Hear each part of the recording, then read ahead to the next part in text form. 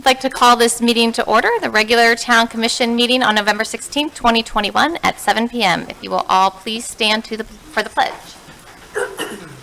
I pledge allegiance to the flag of the United States of America and to the republic for which it stands, one nation, under God, indivisible, with liberty and justice for all. All right, Town Clerk, will you please call the roll? Mayor Mayfield? Here. Vice Mayor Campo? Here. Commissioner Fender? Here. Commissioner Thurston? Yes. Commissioner Tompak? Here. All right, thank you. We do not have any proclamations and presentations, but I did want to acknowledge someone in our audience from the leadership class of 31, Ian Centrone. So welcome, we are glad to have you. And observe our meeting. And that's Martin County leadership, I should have clarified that. All right, moving on to public comment on non-agenda items. Just to quickly review the public comment guidelines. If you want to speak for non-agenda items, now is the time to have it turned in by. For agenda items, just have it turned in before that agenda item. I'll call your name when it's your turn to speak. Just come to the podium, state your name and address. Direct your comments to the mayor and commission as a whole. Comments to the audience are not permitted, and there is a 3-minute limit, and the town clerk has a nice clock to help you guys keep track, and the commission doesn't engage in dialogue during the public comment.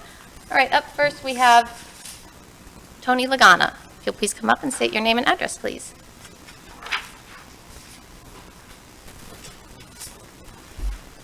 Tony Lagana, 19 East High Point Road. The septic to sewer question comes up again, and we expect our elected officials to study the best course to follow and to represent the majority of citizens, not to rely on preconceived notions that are based on ignorance. It seems in Sewalls Point that is not the case. One of our commissioners, Mr. Frank Fender, states in an email to a citizen, relying on the masses to process their own waste individually is not a successful strategy. The masses is how dictators throughout history have referred to their subject. What's next, Mr. Fender? Let them eat cake? Commissioner Mayfield, at a recent Coffee with the Mayor, referred to household wastewater. You stated, "I don't care where it goes as long as it goes away." Well, we care where it goes.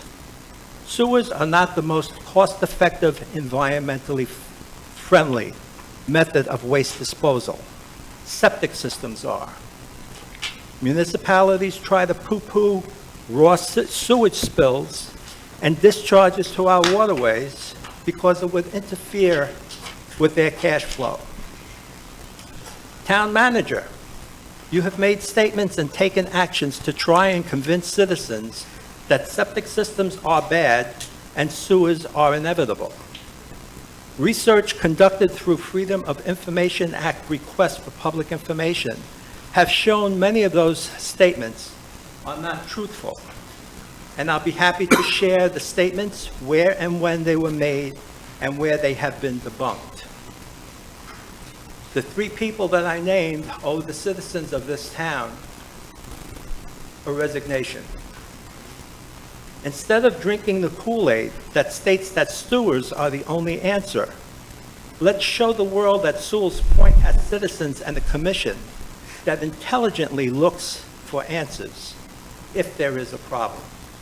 Thank you. Thanks, Tony. All right, up next we have Kent Hoffman.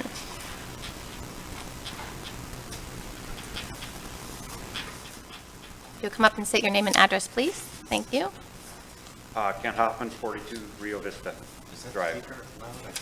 No, it's not picking up. Is it like?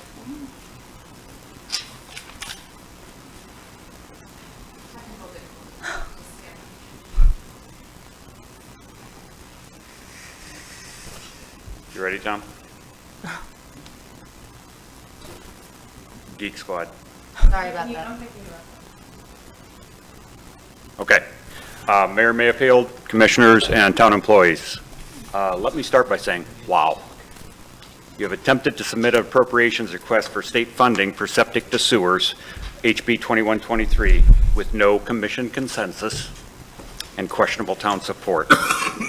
When did this start? And who was involved in starting the request? Was it the Indian River State College delegation meeting with Overdorf on 8/15, or was it the actual submittal date, I think 9/21 or 9/29, not sure.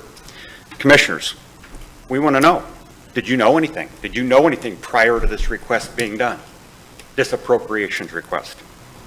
So on behalf of Bonnie Flint and many of us concerned citizens of South Sewalls Point, we have witnessed unprofessional behavior in the handling of mayoral responsibilities in the past year. More specifically, on 9/14, the mayor arbitrarily chose to defer the main agenda item, renewal of the town manager's contract, for 3 months, citing unrest about the millage rate increase, and wanted to wait, or quote, wait until things had cooled down a bit. This was disrespectful to the group gathered, who turned out with concerns they wanted to share about the salary and benefit compensation. Number 2, after 11 months of Town Manager Berger and Mayor Mayfield jockeying with politicians locally and in Tallahassee to advance HB 2123, there have been 2 failures to seek the Commission's approval for this bill. First, in January of 2021, Rep. Overdorf, his office failed to move on this non-commission approved bill. And then again in August of 2021, Mayor Mayfield neglected to seek her fellow commissioners' approval on her revisit of the House bill.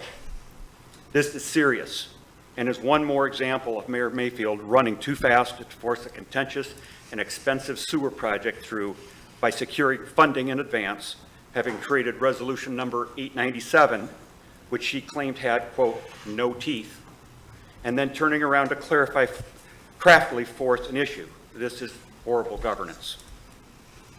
We do agree with Mayor Mayfield's statement from several years ago, and this was at the time of Mayor Vinnie, his reelection being considered. She shared that the position of mayor should be shared so everyone has a chance. I'm sure she'll welcome this chance to regroup and support the rest of the commission. Number 4, for these reasons, we as concerned citizens thank Mrs. Mayfield for her service and ask that she remove her name as a candidate for 2022 mayor and vice mayor. Thank you. Thanks, Kent. Thank you. All right. Up next, we have Jonathan Shantos. So come up and state your name and address, please. Jonathan Shaughness, 83 South Sewalls Point Road. I've lived here over 20 years. I've been involved in town politics here for at least the last 14, on and off. And yet here we are again. And this time definitely the worst, hands down, the worst incarnation of local government that we've had. Just in case you're not clear, that's not a feather in any of your caps. We've been through this septic to sewer thing before, and it always comes down to one thing, and that's lack of transparency and lack of accountability. Commissioner Fender has stated that, you know, he has a failing septic system to some degree or another. He has it pumped on a regular basis, and yet for some reason, we're supposed to take a commissioner like him seriously on a topic that regards the spending of a lot of money, a lot of taxpayer money via each household. We're supposed to consider that to be like a serious topic of discussion. Commissioner Kurzman, you ran opposing this very issue, and now here it is coming up, and you're basically saying, oh, it's the rest of the commission's fault? And Mayor Mayfield, you love that title, mayor, even though it is merely ceremonial, and you know it's that way because it's in the charter. You sit here and you lecture people at every meeting, telling them that, oh, well, this is an environmental issue. This has nothing to do with the environment. I don't want to hear it anymore. I don't want to hear from any of you anymore about it being about the environment. It's political, it's about money, and it's about a power grab and a bill in perpetuity to a utilities company that is scrambling to find revenue sources for a variety of different reasons. If you don't know, then you're not paying attention to what's happening across the bridge with our friends at Martin County. Now, that all being said, this recent request for an appropriation, and apparently somebody had to have known, I don't know who it was, but if nobody knew, that's a real problem because it means we have a town manager that's gone rogue. So I don't care who's a mayor and who's a commissioner, now is the time for someone to stand up and exhibit some degree of leadership, because as far as I'm concerned, between at least 3 of you, you're nothing more than a rubber stamp and you should resign. Thank you, Jonathan. Thank you. All right. All right, moving on to additions, deletions, or changes to the agenda. Commissioner Fender. Yeah, I'd like to request we pull out financials and pull out the Bay Tree just to discuss them briefly at the appropriate time. Okay. Want to move them to? I'll make a motion. I actually have one other change, so maybe we could add that All right, into the motion. sure. If you want to take that back. You want to do financials and Bay Tree Lodge right after the consent agenda? Okay. fine for me. We'll move that right below the consent agenda. I would like to move item 12B, the state appropriations request discussion, to in front of organizational matters election of mayor, since I am currently the mayor and I was the one in, person to request that. I'll add that motion, that request to my motion. Okay. So there are 3 changes on my motion to adjust the agenda, as stated. All right. Looking for a second. And may I add one? Oh, I'm sorry, Commissioner Hoffman. One other item? That's That's okay. okay. I have one question on 6E, so if we could, So we'll pull that out. I'll add Okay. E to my list of 3. just one quick question. 6A? No, 6E. E, echo. So A, E, and F are moving below the consent agenda. All the vowels. And 12B is moving to, let's call it 7-1A or something. I don't know, right before election of mayor. I've got a motion. Can I get a second for that? Or did you want to add that in? Did you say that with your motion? Restate your All motion? 4 of, my motion is to modify the consent agenda to pull out A, E, and F and add G, which is your, Okay, we'll put it G. what was that, whatever. State appropriations State request, item appropriations 12B. prior to organizational matters. Okay. If you move that to G, it would be on the consent agenda. Is that what you want? We were just It's, calling it we're that. pulling all those out of the consent agenda, so it doesn't have to be G. You can number them 1 through 4 if you like, and make it 6, capital A. 6.5, 1 through 4. Okay. All right, can I get a second? Did I hear a second for that? Second. Okay. Town clerk, will you please call the vote? Commissioner Fender, Aye. Commissioner Kurzman, Yes. Commissioner Tompeck, Yes? Mayor Mayfield, Yes. Vice Mayor Campo. Aye. All right, so now I would like to get an approval of the agenda as has been changed. So move. Can I get a second? Second? Town clerk? Vice Mayor Campo, Aye. Commissioner Kurzman, Yes. Commissioner Tompeck, Yes? Mayor Mayfield, Yes. Commissioner Fender. Sure. All right. Now I'm looking for an approval of the consent agenda, which is now just items B, C, and D. So move. Second. Call the vote, please.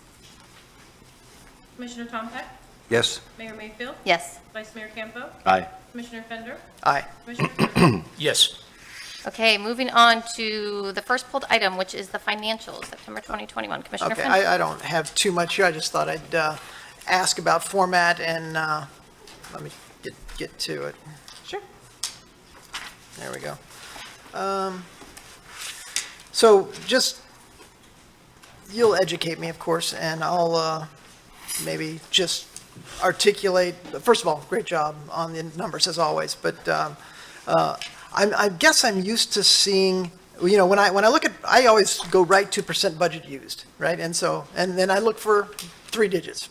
And then as soon as I see, wow, that's a big number, I look to my left and I'm so often confused by, oh, that's negative, or because you've got this new encumbered concept, which is awesome.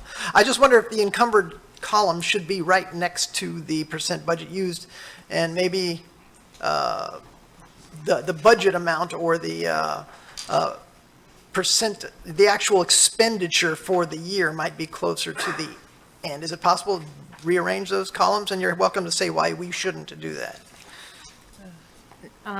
Okay, so I'm sorry, so the encumbered year-to-date, you'd like to see moved I just slide it to the or- left, possibly with a number that's closer to the actual percent of budget used, the actual percentage used. Maybe that's what unencumbered means, but you tell me.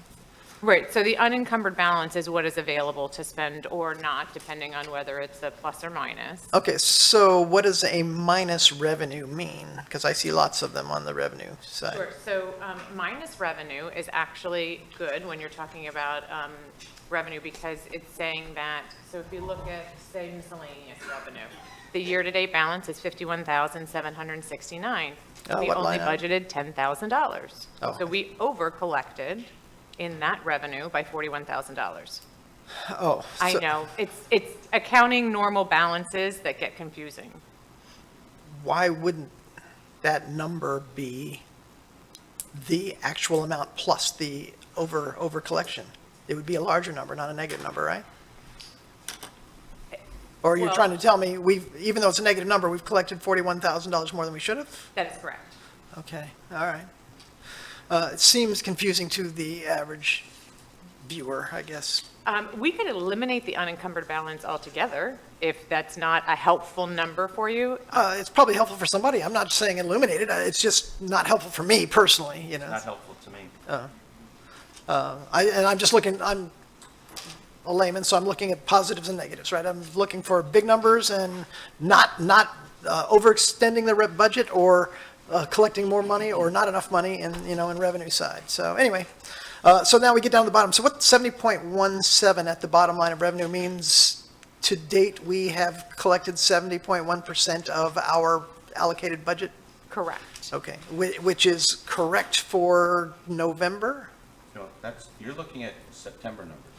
For September. Okay, thank you. Yeah, the year It is, end. and I'm going to tell you where the difference is. Okay. And it's in that transfer from reserves. So that 1.6, up until up until August 31st, there's actually been a year-to-date balance in there of $1.6 million. It now says zero. Because the reality is that we're never going to count that as a revenue. At Okay. the end of the day, that deficit that you see on page 4, where you see a deficit in the second line, in the second column, year-to-date balance, all the way at the end, that says net of revenues and expenditures, you see 1.6 million deficit. That is eventually going to come out of your fund balance. It's going to hit right to that equity account.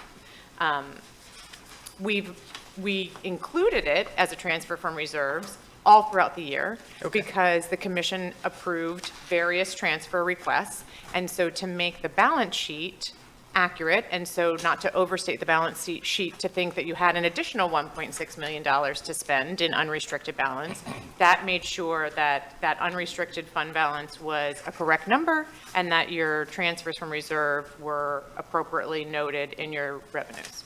Okay. All right. Just down to the bottom line then, as I would expect, 100% balanced, I guess is what it means. I'm on my page 8. I don't know what page it is for you. The last page, Right. prior to the balance sheet. The 46,000 under original budget is in our favor, right? Or that's an over expenditure?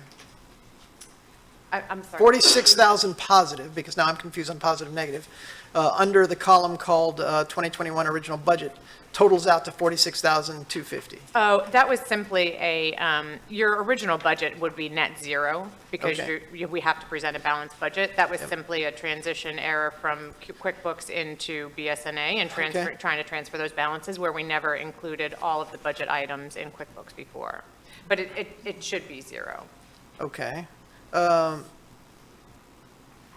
So then just give me your assessment of the whole bottom line across, what am I looking at? That's 101.9 million under, it's a positive number, unencumbered balance versus encumbered year-to-date, a negative 299. How does a layman read that statement? I'm sorry, you said 101 million? Where are you getting that number? I- I'm sorry, I see the 299. I said 1.9 million, I hope is Oh. what I said. Okay. I probably didn't. No, that's okay. Okay. So the 1.9 million is the difference in the budget from that 1.68 transfer from reserves, that is now zero, and the 299,000 that is encumbered. So if you add those together, it should be 1.976 million. Okay.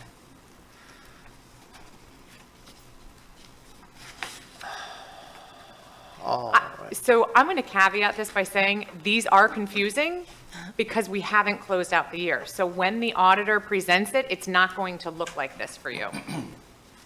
Okay. Because it will eventually hit that fund balance in your balance sheet Well, account. if that's the case, I'm just saying it makes it difficult for me to manage. I mean, if there's a way to make it clearer, if, with one column only, I mean, leave all the stuff you have, is wonderful, but just for people that have to look at it quickly and decide if we're over or under budget or exceeding, and that's why I say I only look on the last column and the last two columns of how big is it, how small is it, and how close to percentage is it.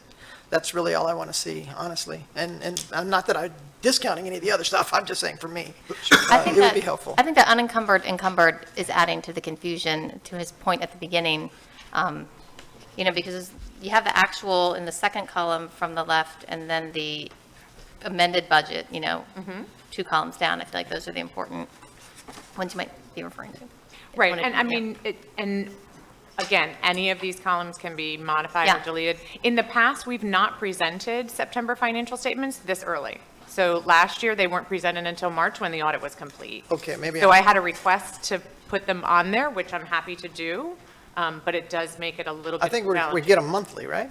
We do, but the September 30 ones are not finalized until the audit is complete, which we have 9 months after the end of the fiscal year to Okay. complete. All right. Just because of how complicated those adjusting entries So, are. all right.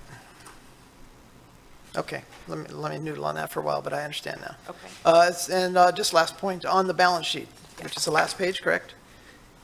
Is Yep. it unreasonable to get two columns with a previous year versus this year? Is that a difficult request? So we can see how the change from year to year? So for this year, it's unreasonable because we don't have historical data in the system. Next year, easy to add a prior year to the current year. Okay, all right. Thanks so much. That was A, right? Yep. And, oh, and I just really wanted a quick overview of the Bay Tree. I read the, Do you want to do a? I was going to say, does anyone else have questions on yeah. financials, though? I'm sorry. And I apologize. do we have to do a motion for approval every single one of these pulled out items? Yeah. I'll move approval of financials as presented. I'll second. All right. Tom Clerk, please call the vote. See no discussion? Commissioner Tompak? Yes, Mayor Mayfield? Yes. Vice Mayor Campo? Aye. Commissioner Fender? Aye. Commissioner Kurzman? Yes. All right, thank you. All right, Commissioner Fender, I think Yes, it was Bay item E. Tree, right? or did you want to do, Oh, yes, we can no, do. we can go in order. I think it's, Commissioner Tompak, yeah. item E. yeah, I just had one very quick question on, geez, who's my track here, 6E? And that was, will there be any outstanding work on 175 South Sewalls Point Road after this agreement is signed and the work is done? Are there any other outstanding issues? good question. So not that we're aware of at this time. Okay. How long would we expect to have the barrels in the road? Madam Mayor, I'm sorry, I didn't Yes, address Town you Manager. first. That's a question that we are hoping to get to right away. I'm looking to see if Joe's in the audience. I saw him. Oh, there he is, if you want to join me up here. The resolution is one that we've been working on. I will tell you that my first conversation with Glenn as the attorney in my official role was inclusive of this piece of property, and it's been a 2-year negotiation. We are here to the final stages of it. The homeowner would prefer, since they are an engineer, to be part of the process. And in an effort to be collaborative and to finalize the process, we have agreed to work with that caveat. So she is designing her own driveway. and she is part of the design for the curb area, with the understanding that our engineer gets final say because it's an FDOT project, basically, that has to get inspected and approved. And so we are allowing her to be part of the process of gathering the bids, which is worthwhile for us since That's She- probably more detail than I need. I'm just curious, Okay. Since you she know, has how long been this might take. part of, Yes. wanting to get it done. She's getting the bids at this point. We are looking to work with her to make sure the contractors get paid. And this contract, worked by our legal department, is another layer, another effort of ours to work collaboratively to get it accomplished. And at this point in time, we are still operating in good faith that this homeowner is going to follow through. And as long as she works on her end with the promises that have been made and we can adhere to the agreement, it will get done. At this point in time, she has not, Would you expect it to take a year? I'm sorry, I just want to make sure I'm answering Mr. Tom Peck's question before I move to the next one. I was just curious if there were any other issues beside the driveway, Joe. That's all I was curious about, because there's been some issues ongoing there for quite a while. Is this really the last issue there? Yes, and there are two issues that we're resolving here, just so you know. The driveway, as well as the slope at the curb line down to her property, in her property. So those two items will be taken care of with the agreement, and what we understand is how she would like it to be laid out. She's she's had it surveyed, and she's going to lay out the design, and she's told us what she plans on doing, and as far as we know, that would be all we would be dealing with. Thank you. Complete. Is our hope to work with her to make it aesthetically pleasing on the curbside. But at the end of the day, we have to move those barrels, and it has to be safe. And so from a timeline perspective, to answer Commissioner Fender's question, we hope to get this done as soon as possible. We have some current bids established, and as soon as we can get this contract approved, it will be as quickly as the homeowner is willing to work with us. Do you feel like it's moving forward? At this point, we have reason to believe it's moving forward, yeah. Yes, Vice Mayor Campo. I'd like to move approval of 6E. Second. Seeing no discussion, Town Clerk, please call the vote. Commissioner Kurzman, Yes. Commissioner Fender, Sure. Vice Mayor Campo, Aye. Mayor Mayfield, Yes. Commissioner Tom Peck. Yes. All right, moving to item F. Commissioner Fender. I just wanted the 1-minute overview on what the split is, what's actually the request of that item. I should probably defer to the attorney on this issue, but it's a housekeeping issue. Talking about Patriot Yeah, Lodge? uh-huh. Yeah, I mean, and Mr. McCarthy's here, if there's anything he wants to add, but basically, this is a ministerial matter, they've met all the requirements, we've. I'm just curious what it is, what is the, Yeah, Terry, do you want to? Terry Action. McCarthy for the applicant. Right now, there's a large lot there, nearly 7 acres. It's simply being split pursuant to the minor subdivision regulations, which you will note in reading those that once you do a minor subdivision, you can't do another minor subdivision. So you got 3+ acres and 2 lots. can I ask a question? Sure. I looked at the yellow outline. Is it just being split immediately in half regardless of what's on the property? I just didn't understand what because I know there's a house on one side and there's a big lodgy thing on the other side. And Yes. I just wonder if there's a logical split or it doesn't matter. A, it doesn't matter, but B, yes, there is a logical split to take into account setbacks with respect to the buildings.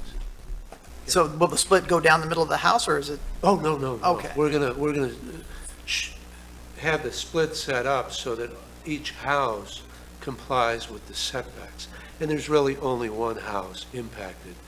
And Mr. Kiplinger drew the line specifically so that that house would meet the setbacks. The main lodge?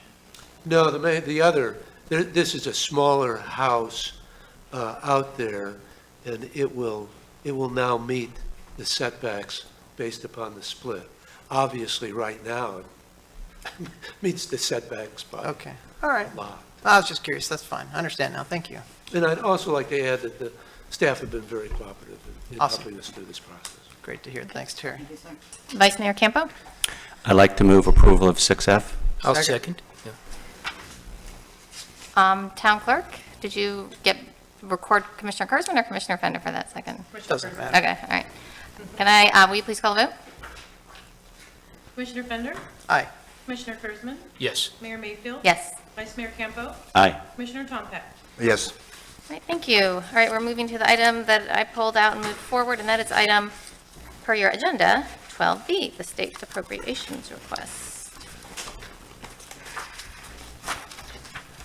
I wrote this memo, and this, I'll go ahead and read it. I requested that this item be put on the agenda.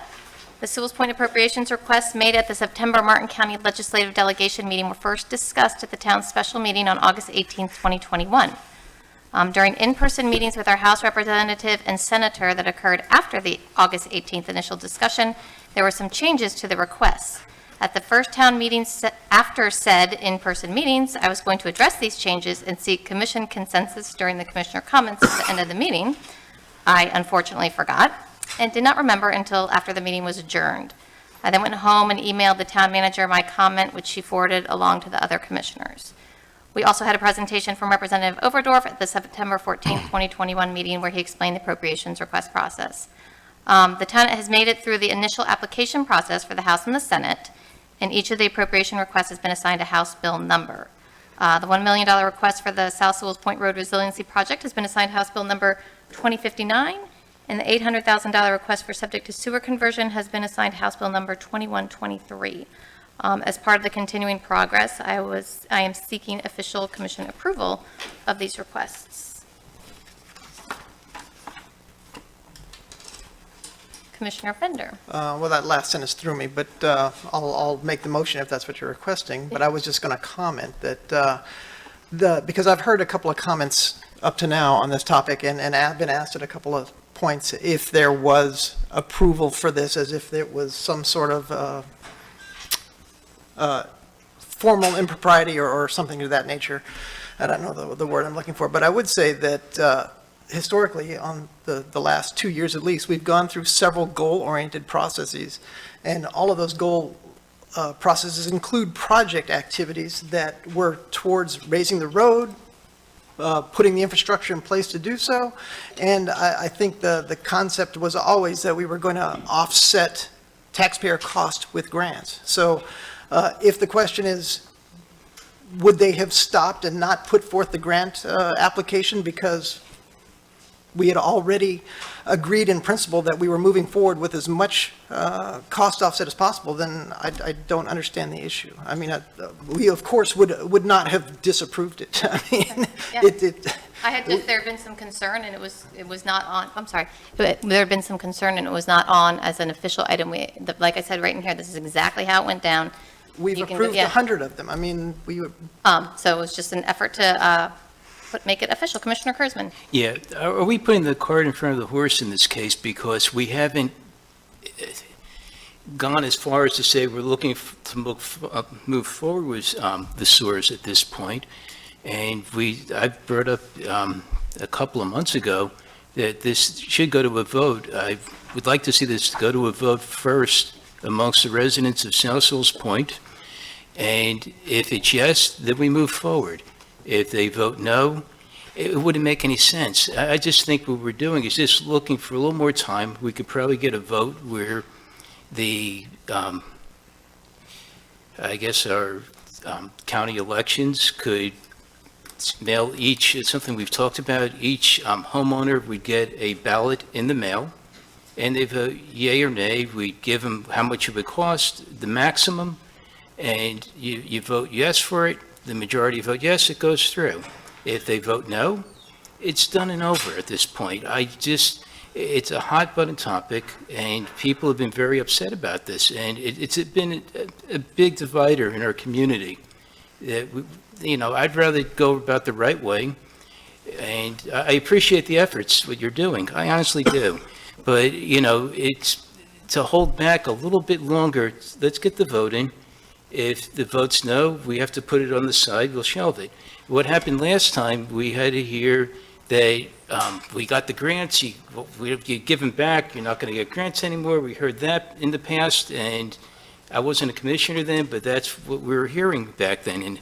At this point, I'd rather hold off on this until we get a vote in. We really need to vote on this. This isn't a decision for, I've always felt, not for us to make, because it is such a delicate topic. And I spoke to people on both sides, and they're both very passionate. And I don't feel I should be able to make that decision, and any of us should. I feel this is something that the residents need to decide on. And Okay, thank you, Commissioner Kurzman, I appreciate that. I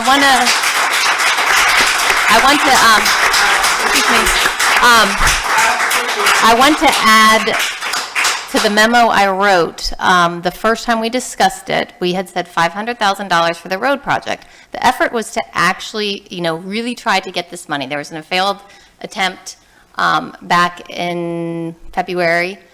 We hadn't gotten the road appropriations in the past. The goal was to really get the money, and how your leaders, your sponsors, the representative and the senator, they kind of guide you as to what to ask. Per phone conversation with representative, he had said $500,000 for the road. So that was what I brought forth. That is what we agreed to. And then due to timing of meetings and their busy schedules, we did not meet in person until after that meeting, met in person. And the representative was the one that said, this is the time to ask for money for septic to sewer if you're going to. This is the time to do it. So in the best interest of the town, if the money is available, it seems a disservice to the residents that do support this. It seems a disservice to not try to lower the cost when your representative is telling you this is the time to do it. Hence the change of the numbers. And he also suggested the increase to 1 million. This was per our representatives. This was not us pulling numbers out of nowhere. So per that information, I legit forgot to bring it up at the meeting. There was a lot going on. So I legit forgot. You can see the emails. You guys all know how to do public record requests. So you go ask to see the email. I sent the email at like 10 o'clock.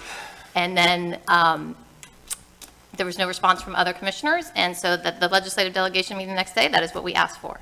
And I fully support both of the, I think it's crazy. Like when I heard about this happening in the past, not getting the grant. I understand that my views don't line up necessarily, but there's money, and the number one thing I hear as a commissioner of the town of Sewalls Point is cost, and this is an effort to drive these costs down for all our residents. Absolutely. Vice Mayor Campo. I don't doubt your sincerity to help the town, and I know that, things happen, and you need to react.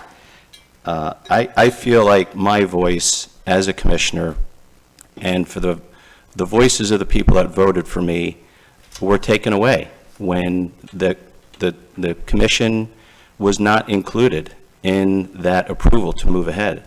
And I think the town manager, with her experience, should have known that this was going to be seen as going rogue. Jonathan, you're right. I mean, I could totally see that's how that could be viewed. And that erodes our trust and our mandate to lead. So if we really want to do the septic to sewer in South Sewalls Point, we need to be really on guard for things like that.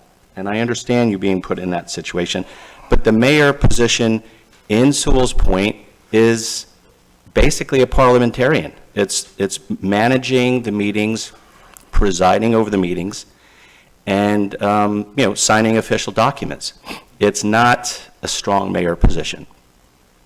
I think that my voice as a commissioner was taken away from me because there was a pivot made without any information. I don't know what was presented. I don't know what was presented to the Treasure Coast delegation. We never get a copy of that. I get it from someone that get a public record request, gives it to me, a citizen. I mean, that puts me in an odd position. You could ask for it. I did. How can I ask for something that I didn't know had taken place? But a couple of things. I agree with Commissioner Kurzman, and he's been saying this for a long time. Let's have a referendum. He sponsored that. It was then pulled from the agenda, and then a couple months later, when it was gaining more momentum, he got it back on the agenda. We've got an SOE supervisor of elections that has agreed to do it to us for no cost. And at the end of the night, we make the decision. It's not binding. To me, it's a no-brainer. Now, we spent a lot of time with strategic initiatives. And Commissioner Fender put together this. Now, I will say this was before Commissioner Tom Peck was on the commission. But he highlighted what were the most common goals of the commissioners. And there were 63 total, including townwide public Wi-Fi. That's right. Number 63 on the list, but nice try, Frank. 7 of them were top, let's say, 10 or top 20 of the commissioner, all 5 commissioners, and the public. And the top, those 7 were reserve policy, which is our financials, South Sewalls Point Road improvement, outfall repair, stormwater treatment, repaving roads, hurricane emergency preparedness, fire protection. My number 1 was low millage rate, but everyone's numbers were on there. South Sewalls Point sewer, number 35.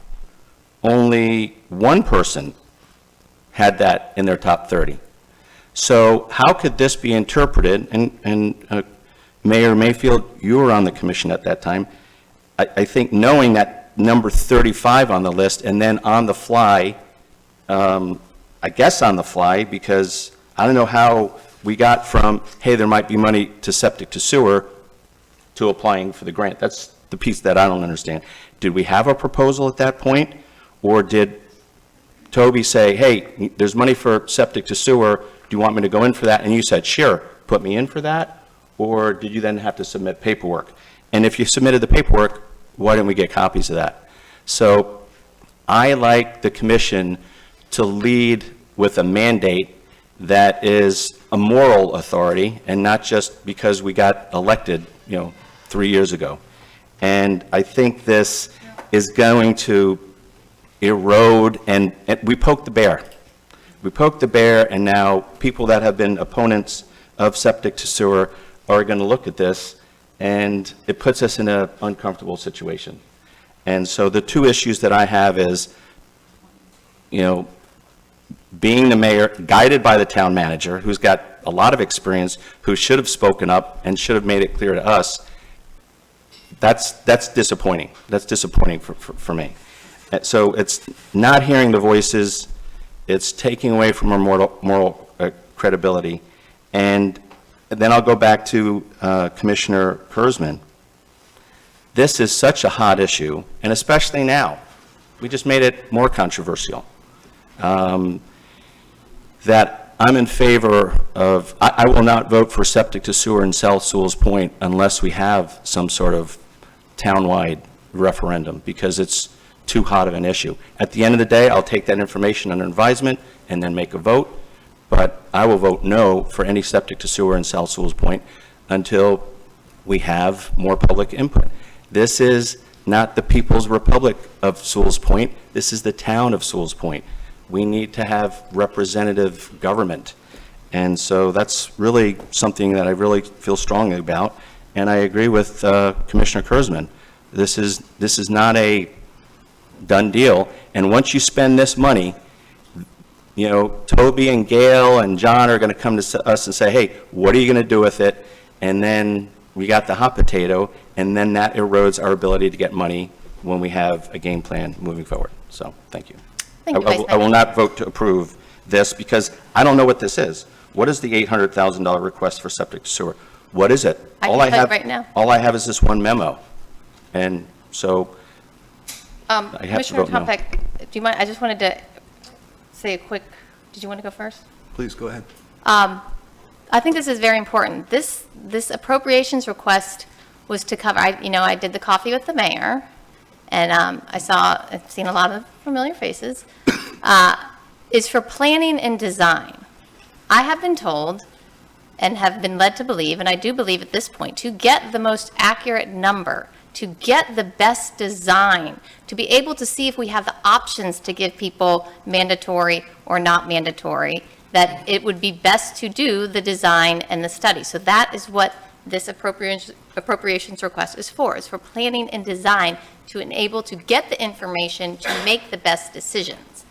I just wanted to clarify that point. Commissioner Tom Peck.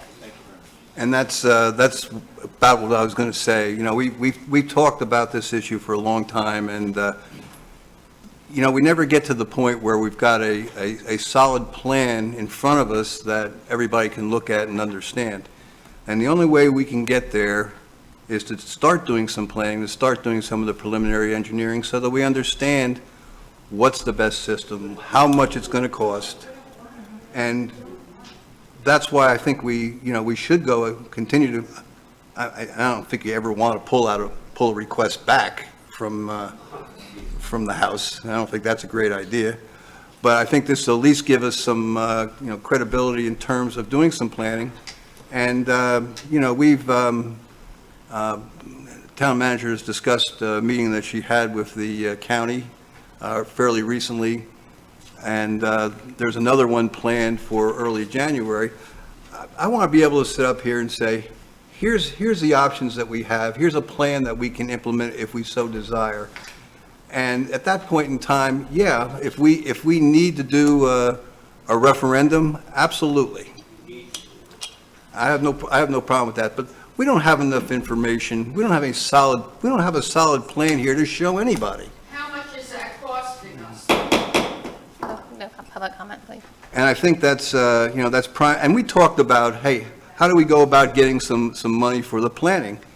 And this was the conversation. This is how we get there to get some money for the planning.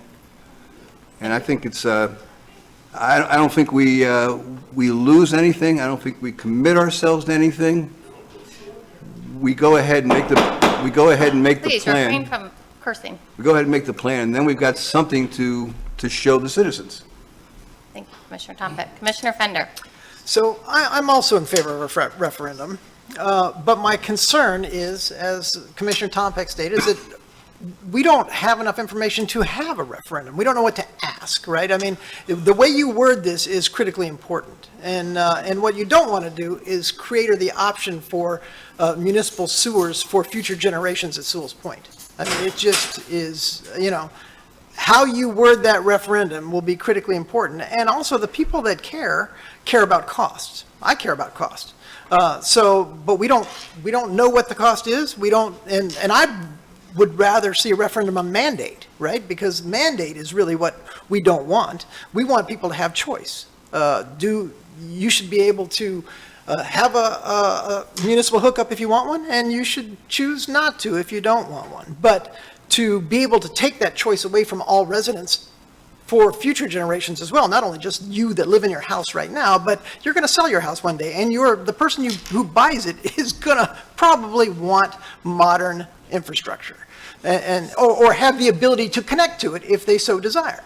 So I'm concerned about a referendum that takes that choice away. Like I said, I'm all for referendums. I just want to see the wording of what that referendum will be and make sure that we are voting on the right thing. That's why I think, the referendum's a concern to me. This particular one. Okay, thank you, Commissioner Fender. Commissioner Kurzman? Yeah, what I would do, we could go put a referendum out there. We could give a conservative number of $12,000, which I think it would be less, but 12,000 is a good conservative number if you're taking the, what's the system called again? The, not the vacuum, the other system. Grinder system. The grinder system. It's the only way you're going to be able to do that. And you put it out for $12,000, which we might be able to get lower, but I feel that's a good conservative number. You put that out there for the grinder system, $12,000. We get the referendum out there by, let's say, February 1st. We make a micro committee, 2 people that are looking to move with the source, 2 people that are looking to go the opposite to give their input. This way you get some town input as well. And we go out, and by February 1st, we'll have an answer. And we're either going to move forward or not, but at least this is the way to start it. Then like I say, if they vote yes, we could start this immediately. There's no more delays.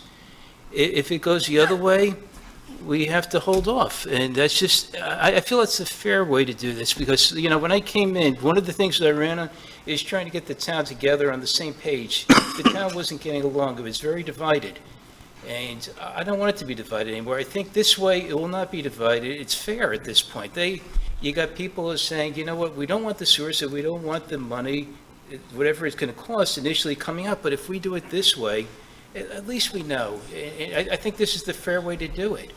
And I think we all want to be fair with the people that live here. Of course. And, no matter how we feel, we're here to represent the town and do what's best for the town. And it's not personal, whatever it is. We got to get, however we feel, put on the side. And I feel that we could actually get the Board of Elections by February, sometime in February, to actually mail out ballots. And within a couple of weeks, maybe a month, people will have a certain period of time to mail their ballots in. And sometime in February, hopefully we could have an answer if we're going to have sewers or no sewers. But at least we did it the right way, whatever happens. And like I say, use the $12,000 number. I'm going to ask Commissioner Tompeck, because you're more familiar with this than anybody that sits up in the dais. Would that be a fair number, would you say? 12,000, 14,000? What about 8,000 or 9,000 that they're paying in North Sewells Point? And that's the problem with a referendum until we have some real hard numbers. I have no problem with a referendum either, but we have to have the plan, we have to have the numbers, or you're making a mistake with a referendum. And correct me if I'm wrong, because this was before my time, did they have a referendum in North Sewells Point for this? Okay, so in other words, you feel that if it's not mandatory, that we don't need a referendum in South Sewells Point? Is that what you're saying? Yeah, hold on the mic. You can't say it's not mandatory for one reason, because if your septic tank fails and you're in North Sewells Point, guess what you're doing? You're connecting the sewer. It is mandatory. So you can't say it's not mandatory. No, my question was there a referendum in North Sewells Point, because it would be the same situation. If you have a grinder system up there and your septic tank fails, you have to connect. No, You don't have a choice. There was none, no. So they didn't have a referendum at North Sewells Point, so I'm curious of why, if the system is similar here in South Sewells Point and the costs are about the same, why you would need a referendum here? I don't know the answer to that. I'm asking the question. Yeah, the Okay, reason, I can answer if you're directing it toward me. Are you directing that question toward me? I'm directing anybody can answer it. I was on the commission before me. Well, first of all, Martin County has come to us and said the only way they're going to do this is they're blocking out the city of Stewart from participating, because they're underneath the basket and they're going to get the rebound, okay? And they're going to edge out anybody. And then their number is 12,000. 12,000 is different than 8,000. It's going to be mandatory. And there's going to be a charge whether you hook up or not. You call it something, a usage fee or accessible fee or something like that. So I think it's, and the infrastructure was in place for the large part of the pipe in North Sewells Point. So we've had, when I was, shepherding that process, we had probably 20 meetings just on the subject of septic to sewer. And I think that's what was surprising to me when I saw the memo in 12B, is we didn't really have that shot, and we're in the ballgame. And I understand, Kaya, I understand I think you're authentic, I think you're straightforward, I don't think it was anything, I do think that, you could have had better counsel there, but I think that,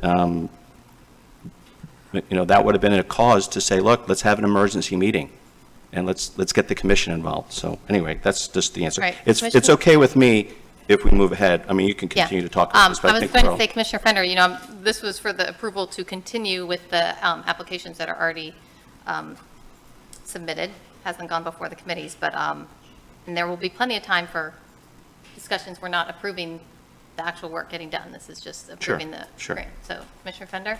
So I was just going to comment to Dave's point, and also pretty much mimic what Commissioner Tompeck said. $12,000 is a lot of money. It's, it's contextual. To people on the high side of the island, it's a drop in the bucket. To us on the low side, that's a significant change. And so we're going to vote on $12,000 based on your concept, but you've left out the fact that there was incentive to connect. So people on the north side didn't pay $12,000. They were given a $4,000 incentive to connect in the first year if they wanted to take it. Are you going to put that in the referendum? There's, who knows if we get a full grant to do it for free, you've now violated you've removed the possibility of us being able to do this for the good of the community, right? So I'm for the referendum. I don't think you can word the referendum in a way that is authentic because you don't know what it's going to cost, and you don't know how we're going to deploy it. We haven't done enough of the engineering work to make this a reality. So it's just, to me, it's a foot-dragging tactic to slow down progress that's for the good of the community, right? So. Commissioner Kurzman? Yeah. And then And it I'll- won't unify us, by the way, just so you know. Your unity concept was way off base. The people that are opposed to it will be as opposed to it as they ever were. Yeah, I've talked to a lot of those people, and they would be fine if they're on the short end of the stick, and they're okay with it. If that's, they live in a democracy, and they realize at this point, if it happens, so be it. And I've so far, over the past couple of weeks, probably 3-4 weeks now, I've taken calls or I've talked to people, over a dozen people. It gives me, I know it may not seem a lot, but I went on my way to talk to these people. And you know, it means a lot to them. But every one of them said if it's voted out of their favor, they could live with it, but at least they What's know. voted? What is voted? When you go in and you put out, like, when you My have point the is, Board you of don't Appeals- have a Okay. referendum. No, not a referendum, but it's sort of like a ballot that goes out to each home A ballot that says what? that Okay, says. wait, let's not get too much into the details. That's I'm fine. looking Well, for a that's my motion. point. It's Yes, all right. yes. And then that is, they have echoed the support of a referendum. And my effort right now is just to get this approved or not approved. I'm looking for a motion to approve the, So move. oh wait, Commissioner Tombeck. did I you- was going to make the motion, Okay. so I'll second the motion. Thank you. See no discussion. Town Clerk, will you please call the vote? Commissioner Tombeck? Yes. Mayor Mayfield? Yes. Vice Mayor Campo? Nay. Commissioner Fender? Aye. Commissioner Kurzman? No. All right, thank you. And I wanted to, I was going to add that if it was approved, I would envision doing letters of support, asking letters of support from organizations to increase the chances of actually acquiring the money. And I was looking for a consensus, not an actual vote, since that is just an Yeah. accompaniment to the grant. You guys voted nay. Commissioner Tombeck, are you good with letters of support? Yes. Okay. All right.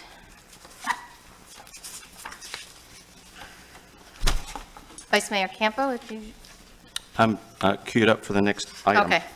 All right. The organizational Oh, you're fast. matters, 7. Oh, my gosh! No, I didn't have I had you for comp plan.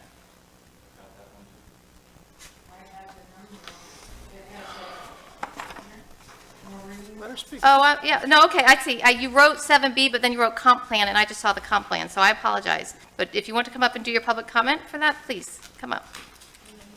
Well, wait, okay, so okay. You're doing the election of the mayor and vice mayor, right? Pardon? Do you want to speak to okay, I'm sorry. I was getting my V's and my X's confused in Roman numerals. You are correct. Please state your name and address for the record. 83 South Sewalls Point Road. I'm up here to speak about this state appropriations matter that we had no idea you knew. But okay, we're not even going to discuss that. Today is November 16th. This happened back in August. You're just bringing this up now, and your ace manager, if she's so on top of things and she knew, why didn't she bring it up to you before that? This is incompetency. It's incompetency on her part and on your part, and you're pushing through this thing. And to say that we all know that there's going to be something mandatory. So if you can eliminate it now, you should. And the other thing that has a big play in this, and you've never discussed, is any of this system, what happens when the power goes out? I talked to you, and you said you lived in Sewalls Point in 2004. Maybe you did, maybe you didn't. It's really not important. But what's important to know, the power went out for 3 weeks. With these systems, even just one of them, if the power goes out and you don't have a generator, what happens to the people? In 2004, when my power was out for 3 weeks, I still could use my septic. I didn't have a problem. I could wash clothes. Where am I going to be left? And that is an important issue for every one of you to address. Because I don't care what the sewers do. I want to know how the water's going to run in my house. And if the system is going to dump out on South Sewalls Point Road, if there's a breakage. And as you said, you didn't know about the outfalls. There's plenty more that I guess you don't know about. What they're injecting into the ground. I mean, I hope you don't go to the beach, because if you're worried about walking on your lawn, then you shouldn't be swimming in the ocean out here. Dolphins have died recently from the red tide a few years ago. And what do you think starts that? What do you think takes the oxygen out of the water? You really aren't informed. And you know, this last thing with what I'm discussing, you know, you are doing things unilaterally. But in a way, I have to take it back, because your town manager is pushing every one of these issues that's costing this town money. And I have more to say on the comp plan. So please call me when you're ready to hear it. Will do. Thank you. All right. Moving on, finally, to 7, after all our changes. 7A, election of mayor and vice mayor. Last year, I was lucky enough to be elected. I want to thank my fellow commissioners for that trust. It was a wonderful experience. I learned so much about the town, its history, its residents, government in general. I've been honored to preside at the meetings and act as the town representative. I truly have. And now is the time for the charter for the election of the mayor and vice mayor. At the last meeting, vice mayor took himself out of the running for mayor or vice mayor. In past elections, I've stated I believe in taking turns, and in terms of seniority, I believe Commissioner Kurzman would be due to be mayor, should he choose. Commissioner Curzon, I think you are a great commissioner and would be a great mayor. And I respect you and all the work that you do for the town. I also know last year you were concerned about your schedule because you work full-time. Commissioner Tompeck would be next, but I know you also work full-time and haven't been here quite as long, so I want to say that Commissioner Kurzman, should you choose not to take it, I would be willing and happy to be mayor again, and that I have the time necessary to devote to the position. And then maybe Commissioner Tompeck, you know, be a vice mayor. I'm just putting it all out there. Commissioner Fender, you were mayor before myself, and you also work full-time. So if you want to speak up, if you want to do it, I believe in the taking turns and the seniority, but I am willing to do it if you guys would see that fit. So I'm opening it up to discussion. I don't know who went first. I think it was Commissioner, Go, who's vice mayor. Beat me to the punch. I'd like to nominate John Tompeck as our next mayor. I'll second. So that's what you were doing, is the That's discussion? what I was Okay. doing, Any discussion? Yes, does that represent a raise from what I'm currently making here? It's double. Okay. Seeing no discussion, Town Clerk, will you please call the vote? Commissioner Mayfield? Yes. Commissioner Fender? Yes. Commissioner Kurzman? Absolutely. Vice Mayor Campo? Aye. Commissioner Thomas? Yes. All right. Congratulations. Careful what you wish for, or? I don't think we're switching I out. think you take the gavel, my man. Let the record reflect, the gavel is about to be passed to the new mayor. You can't stay there anymore. You have to leave. You gotta leave your seat, have your phone, I got a lot of stuff, hold on.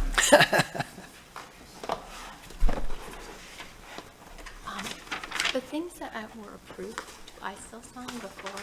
You'll work it out. Okay, okay. Right. Oh, great.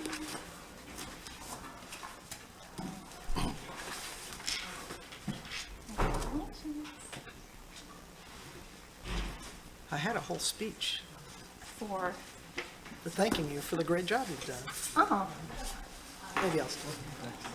yeah, I miss this seat, Glenn.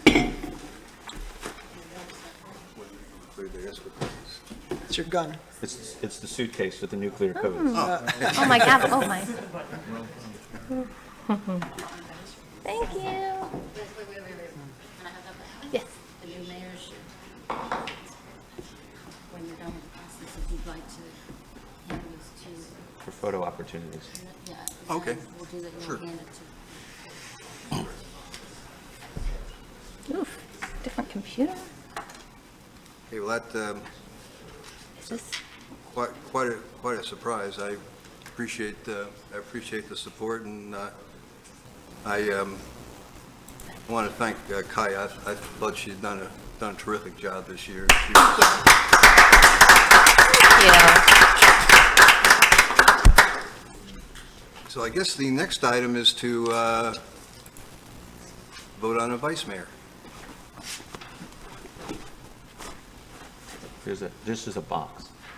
Oh. That's your Oh. domain now. Mr. Campo? I'd like to nominate Commissioner Dave Kurzman as vice mayor. I'll accept. I'll second that.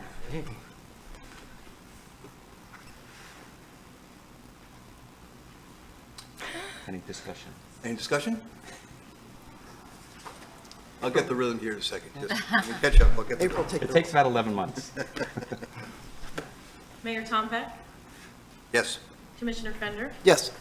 Commissioner Kurzman, Yes. Commissioner Mayfield, Yes. Vice Mayor Campbell. Aye.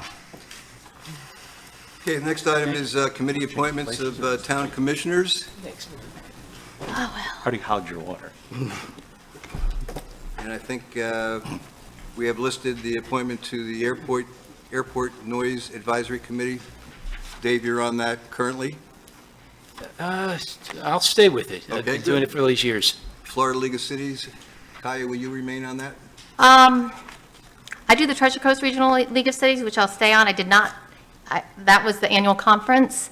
That is a difficult one. It kind of lines up well with the Treasure Coast Regional League of Cities, so I will say that I will try, but as a mom with a husband that works a lot, it is hard to do a weekend away. So I don't know if anybody else would like that slot, although it does line up. I'll try. You can put me down as, And if the time comes up and you can't do it, I'll be glad to okay. pick All that right, up. thank you. I forgot to mention when we were discussing this is that I am working full-time, but only for another month. So I'm retiring on effective January the 3rd from Fort Pierce Utilities Authority, so I'll have a lot more time to dedicate Congrats. and torture the staff. And Treasure Coast Regional Planning Council, Mr. Campo, I'll stay. okay, and the MPO as well, I'll stay. Tourist Development Council, I'll stay. and the Treasure Coast Council of Local Governments. My name is there, and I'll be glad to participate with that. Okay, the next item is public hearing on an ordinance, the... Mr. Mayor? Can we get a motion to approve as stated, the appointments? Motion to approve as stated. Second. Please call the roll. Mayor Tom Peck, Yes. Vice Mayor Kurzman, Yes. Commissioner Fender, Yes. Commissioner Mayfield, Yes. Commissioner Campbell. Aye. Okay, next item is ordinance number 439, deannexation of town boundaries. Town council, read us the resolution, or fill us in on the ordinance, I'm sorry. Yes, Mr. Mayor. Ordinance number 439 is an ordinance of the Town Commission of the Town of Sewalls Point, Florida, providing for the voluntary contraction, deannexation of its municipal boundaries by deannexing 1.65 acres, more or less, of land located within the boundaries of property identified by parcel identification numbers 34-37-41-000-000-00011-2 and 35-37-41-000-000-00070-7 as more specifically described herein in accordance with the Municipal Annexation or Contraction Act, providing for the amendment of the town's boundaries and for other purposes, and providing for severability conflicts and an effective date for the contraction. And if you like, this is the second reading. Said this before. Mr. Creary's here if you have any questions, although he did make a presentation last time. Any discussion? You have a motion? So moved. I'll second. Please call the roll. Vice Mayor Kurzman, Yes. Commissioner Mayfield, Yes. Commissioner Fender, Yes. Commissioner Campo. Aye. Commissioner Fender, roll call. Okay. Next item is resolution number 928, budget amendment number 1. Town manager, could you lead us in this item, please? Mr. Mayor, we have our finance director coming to the lectern to be able to speak to it. So good news, Mr. Mayor, Commissioners. We have recovered an additional $267,000 from the HMP grant. That is the $877,000 that was awarded that we've started. We've also, which is really exciting because I've seen the Indian River Lagoon on the financials for the past 3 years. So that $330,000 from Indian River Lagoon Grant 1 and Grant 2 has been collected, cash in hand, around, as well as the balance of the Martin County Utilities reimbursement for the South Sewalls Point road project in the amount of $50,225. So at this time, we want to recognize that revenue in our financial statements and go ahead and do the budget amendment for that. And then that $647,000 would go to unrestricted operating reserve. Mr. Campo? Well, first of all, congratulations. I'm so happy to be a participant in these grants and for you to dot the i's and cross the t's. It's very rewarding. This is a multi-year process. The only question I had is the final line item, increasing operating fund, the 284. That's actually an asset coming over from the balance sheet, so that's recognizing revenue. And does the budget amendment need to say that we're amending the fiscal year budget and balance sheet? It does not. Usually the pluses and minus, that's where we're pulling from when we transfer from reserves. So, I mean, if you'd like to allocate that to an expense and, you know, identify $647,000 to increase expenses, that's fine, but it needs to be a dual-sided entry. Right, so moving it from an asset to the income is the balance, is the balance that you're looking for, because the total of these numbers, that's basically what you're doing, right? Is you're taking it from the balance sheet. Okay. So I didn't know if the budget amendment needed to include the topic that was being discussed as the balance sheet, or if it only needed to discuss the budget aspect. You're okay with either one? The revenue, recognizing the revenue, I'm happy with, as long as we can put it in our financials. Okay, well, congratulations again, and I'll move approval of the budget amendment. I'll second. Point of order, should I read the resolution into the record? Please. A resolution of the Town Commission of the Town of Sewalls Point, Florida, adopting an amendment to the 2021-2022 fiscal year budget, directing the town manager to take action to implement budget amendment number 1 and providing for an effective date. Any additional comments? Please call the roll. Who first and second? It was I those moved. two. I moved. I second. Commissioner Fender, Aye. Vice Mayor Griffin, Yes. Mayor Tom Peck, Yes. Commissioner Mayfield, Yes. Commissioner Campo. Aye.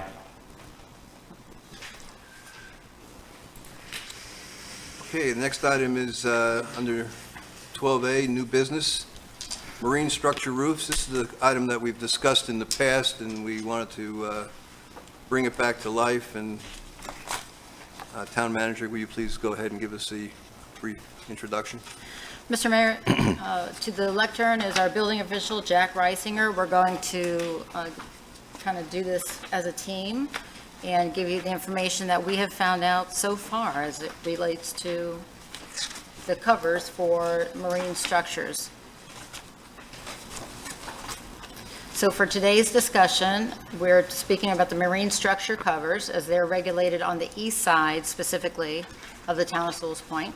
We are hoping to go over the current regulation, We're going to share with you the information that we have discovered along the way, our agency partners' roles, potential pros, cons, and potential unintended consequences, and then we're seeking your feedback. Briefly, you had a chance to take a look at the Town of Sewalls Point codes that regulate roofs and marine structures. And for reference, it's section 62-151, and then again 62-175. And these are some examples of structures that currently exist on the east side. So one of the items that has been discussed is that there are some existing structures, whether they are considered temporary or permanent. We do know that some exist on the east side already. I'll let Jack go ahead and start to speak to bottom left. The bottom left, what you have is a hard roof, actually a structured, a constructed roof over a dock with a, appears to be a metal covering over it. The one to the right of that is the canvas, and also to the far right, a double canvas canopy is what they're calling that. So there's a little bit of confusion. Well, it's not a roof, it's a canopy. It depends on who you ask, but either way, it's a cover for a boat dock. And it provides almost the same thing, covering the boat, but the other issue is the covering of the seagrass too. They both do the same thing. One, such as the canopy, one argues that, well, in case of a storm or anything like that, I can easily remove it. I've yet to see anybody easily remove one of those, an easily removable item. The pros against with that is that if you were to accept something like that, we'd have to word it as a canopy. And also, then you'd have to look at, well, what do we want to look at? A certain color, or would we allow them to do multiple colors? And again, it's always better to, choose something that's aesthetically pleasing if you were to go that way. But in this particular one, this was approved for the structure, but not the DEP approval. And there's a discussion on whether the DEP would approve that or not, because they did approve the other structure, the wooden structure. So, and I've got calls in and also emails, and they're looking into it also to figure out, well, what would we classify that as, a roof or a canopy, which is, they're saying temporary. So I'm not sure. But either way, this one does not have DEP approval, but it does have town approval. It has town approval from a previous building official. Correct. So these are items that we discovered along the way, surprisingly as well. This is what it looks like for this particular location from the aerial shot. And this is the next one. This is the largest. Correct. And that one even has sides on it, which I don't have any approval for anything with sides. But DEP did approve this, and then the town, under a previous building official, approved the structure. What I found interesting about this one is the information when they submitted the permitting process. It's not just for the boat lift, it's also for that side platform. So it's an extensive roof area. The roof, as you can see, is permanent, it's not temporary. The siding appears to be the type that might go up and down, but we don't know that for sure. But again, approved for safety from the town of Sewalls Point in 2016, and approved by DEP for form and for seagrass Correct. in 2016. And that's the aerial shot of that one. So one of the things I wanted to make sure to share with you is that it wasn't on accident that the town of Sewalls Point approved it. So quickly, we just gave you an extended timeline of approvals for that particular location at 10 Crane's Nest. So there was a time where just the dock was submitted, then the product was denied because it did not have DEP approval in February. It was resubmitted, and then the town said, okay, now we'll approve it. Does that sound right, John? Yeah, well, what happened originally, the DEP approved for the dock. So they went ahead and constructed the dock, and they added a roof. Its construction was stopped because the roof was not included with DEP approval. So the applicant went back to the DEP and was given approval for a roof structure to put over the existing dock. So there was a revision made, and then it was then passed. So what made this more interesting to us is taking a look at the information that was provided and submitted with the permitting. The approval was made by the town of Sewalls Point, from what we could determine, because the DEP gave the authorization and gave the thumbs up that it was okay for that waterway. There was no regard to the language in the ordinance that spoke to the height, and that's evident by this drawing itself that gives you the information about the height of the cover. Which is the maximum height is 15 feet, and if you add those measurements up, it comes to 15 foot 9 inches. So somebody either didn't do the math or just overlooked the fact that the ordinance only allows up to 15 foot from the top of the deck to the top of the roof of the structure. This canopy was installed prior to me arriving here. It was a complaint that had come in that there was no permit for this structure. When I looked it up, sure enough, there was no permit. The DEP only approved the boat lift. So the town approved just the canopy for the wind.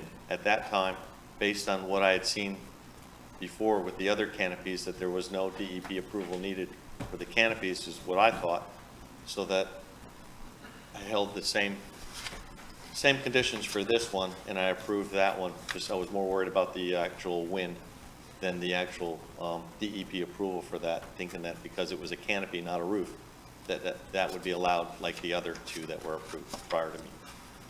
But again, this one was installed without a permit, and then an application was sought after it was installed, after a complaint was brought in. Again, this one is on a canal,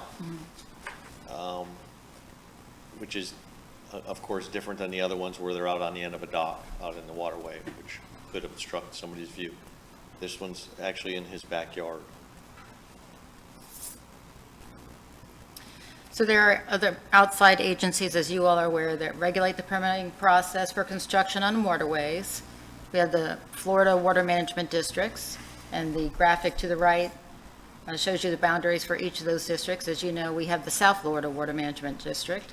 We have the U.S. Army Corps of Engineers, and they refer their authority to the DEP, the Department of Environmental Protection, which, as you know, is our main authority. We take partnership with them first and foremost. But they all say the Corps and DEP visit only a small percentage of projects to ensure that they conform. However, local governments are normally inspecting all permitted projects from start to finish. And that is from the website of the Florida Water Management Districts. And so here we bring you simply the potential pros, cons, and unintended consequences, not all of them, but what we have thought of. Perhaps you have more that you're considering. But from a seagrass and environmental concerns point of view, that area is considered a Class 2 waterway. The pros here are that there is already expert involvement, and our ordinance allows for those agencies who are the scientific experts to be the first ones to give authorization. And then we respond per our ordinance after they give us that information. The cons are here that local staff, we do not feel, we know that we're not equipped to make these scientific determinations. As far as aesthetics, uniformity can be established on a pro. I will say that we have a question out to legal right now on certain areas that may go out over state lands on whether the town can rule on aesthetic issues, and we're waiting back for that information. And the con on aesthetics is there could become uncontrolled a variety of color and design that you may not like, or that the neighborhood may not like. And the biggest concern, of course, in the tight areas would be navigational issues and line of sight issues. We don't see any pros to that. The cons, of course, that it may create a challenge. And the other unintended outcomes, we believe there might be concerns over property rights challenges and neighbor concerns. First and foremost, we already have some established. We have the west side that can get it done. We have some established on the east side. And we already know that we have residents that are asking to get a cover on their boat lift or their structure. And we are concerned of equity issues. There is someone in the audience that is waiting to get approval, if you will. He went through the right process, went before the BZA, paid for advertising, and unfortunately, the legal department said, you know what, we don't have clarity on this issue to make a judgment at the BZA level. It has to go back to the commission. And so at this point, it's a housekeeping issue that we need to clean up. We stand ready for your feedback. Now, I'm trying to remember back when we talked about this originally, at least my thoughts on it were that, because of the topography of Sewalls Point, that the people on the west side were a whole lot better off because they could build a cover that would meet the requirements, and that we were maybe penalizing the people on the east side because of, how low their land is. And that didn't seem quite right to me. But, there are aesthetic issues that Mr. Fender brought up the last time we talked about this that I think probably need to be addressed. And I think you're right that we don't necessarily want to have 10 different styles and colors and that kind of thing. So why I'd asked this to be brought back up again was because I knew there were some people that were looking for roofs on the east side, and I didn't think that the current ordinance was really fair to them. And I was hoping that we could come up. And I think the information about seagrass, I certainly understand that issue.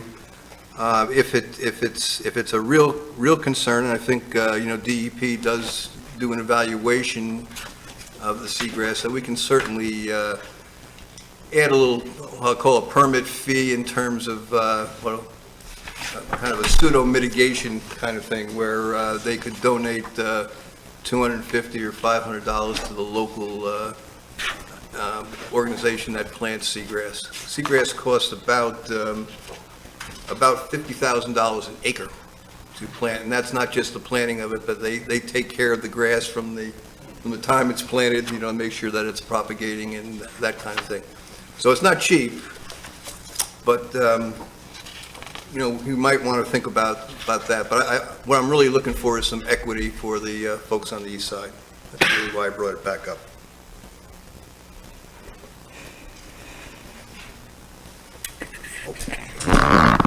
Well, I like the fact that we follow behind the DEP, and I didn't realize it when it first came up, but the seagrass is the major issue, right? And I would assume, and I'll seek your guidance, that the DPE is taking that into account when they decide whether to approve I'll just call it a boathouse, right? A house that's almost like the Kiplinger side, right? I mean, to me, the issue is the environmental impact, and I would certainly want to be able to improve my property by having an awesome structure back there. So the question is, does the DPE allow it? And if they do, I don't know why we wouldn't, as long as it was tasteful, right? I don't know about these.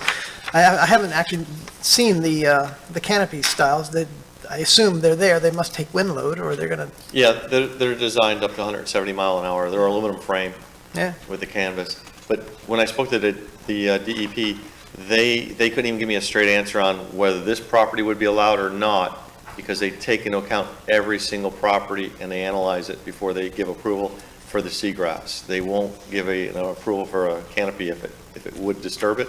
And also the spacing of the planks on the deck also is in Understood. consideration. Okay. Mr. Kurzman? Yeah, we have a former mayor that is very knowledgeable on this.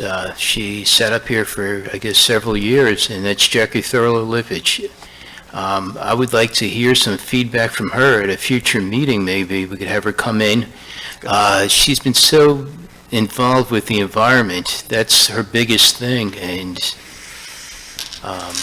she's on the cutting edge of all this, whether it's the green algae that we've had coming in. She's been very involved in all aspects of water pollution and what's best for the environment. I would like to get some input from her before I do make a decision. I'm certainly okay with that. I think, one of the things, since this thing came up a few months ago, that I've gotten a little more interested in that, and we're doing quite a bit up in Fort Pierce at the Manatee Center in terms of planting seagrass. So I got a little bit better. I still don't understand the different varieties of seagrass because depending upon the brackish versus, salt or fresh, there's different kinds of seagrass. But yeah, we can certainly do that, and I'm hoping that we can maybe instruct staff to rework this a little bit so that we have some flexibility on the east side to at least evaluate a potential structure. I mean, right now with the kind of the 15-foot number, nobody can really build anything over there. And that doesn't necessarily, meet it goes much beyond DEP requirements. So that's what I think is appropriate, and then we can bring that back and obviously have some more discussion if that's what the commission would like to see. Yeah, I would like to get more information. It's not something I have good knowledge on, and I don't think most of us do, and we need more expertise on this, I feel. Okay? That's all right. It says Tompic here. That's confusing. I agree with some getting clarity on the seagrass. I think that's very important. I know you said the DEP pays a lot of attention to that, and I believe you, and just maybe a little backup to make sure, because I think that is a high priority. And excuse me for asking this if I should already know this, but there's the issue of the ordinance and changing it to be more clear, correct? That's one of the things that staff is seeking, is that correct? And then are there also the issues of these properties that are again, maybe I should know this and I apologize, are some of these out of conformance and you're asking for, or are they all okay? There's only one, well, they're all out of, Okay, are you kind of seeking, what to do with them, or are you? holding off until we. Okay, okay, So, yeah, correct. okay. That's okay. That's it. Mr. Mayor? Do you have direction here? I'm not sure we give No, very good but, direction. Mr. Mayor, Commissioner Mayfield? Yes. I'm looking at our attorney. I would be very concerned about going and overturning approvals that homeowners already received from the town of Sewalls Point. Yes, I think they operated in good faith and they received their approvals. absolutely. And, I think that we should just continue to get whatever information you need to see if that's something that's going to continue, or if you're going to just grandfather these locations in. Right. No, I agree. If they've gone the correct avenues, then that's, not their fault. You had mentioned the one with the BZA? Yeah, so the gentleman is here. Yeah. And if you want to hear from the public, he's on hold. I'll Okay. tell his story quickly. He has a seawall that is in need of pretty immediate repair, has received the approvals from DEP for that, and the boat lift, and the cover. And so it's ready to move forward with those corrections. However, the holdup is the cover portion. Okay. And he'd rather not mobilize everybody for this Right. piece and then have to come back again. Additionally, I'm not sure, he might have to go back to DEP for a different approval if he has to remove the structure, since he already got a Right. permit that includes that.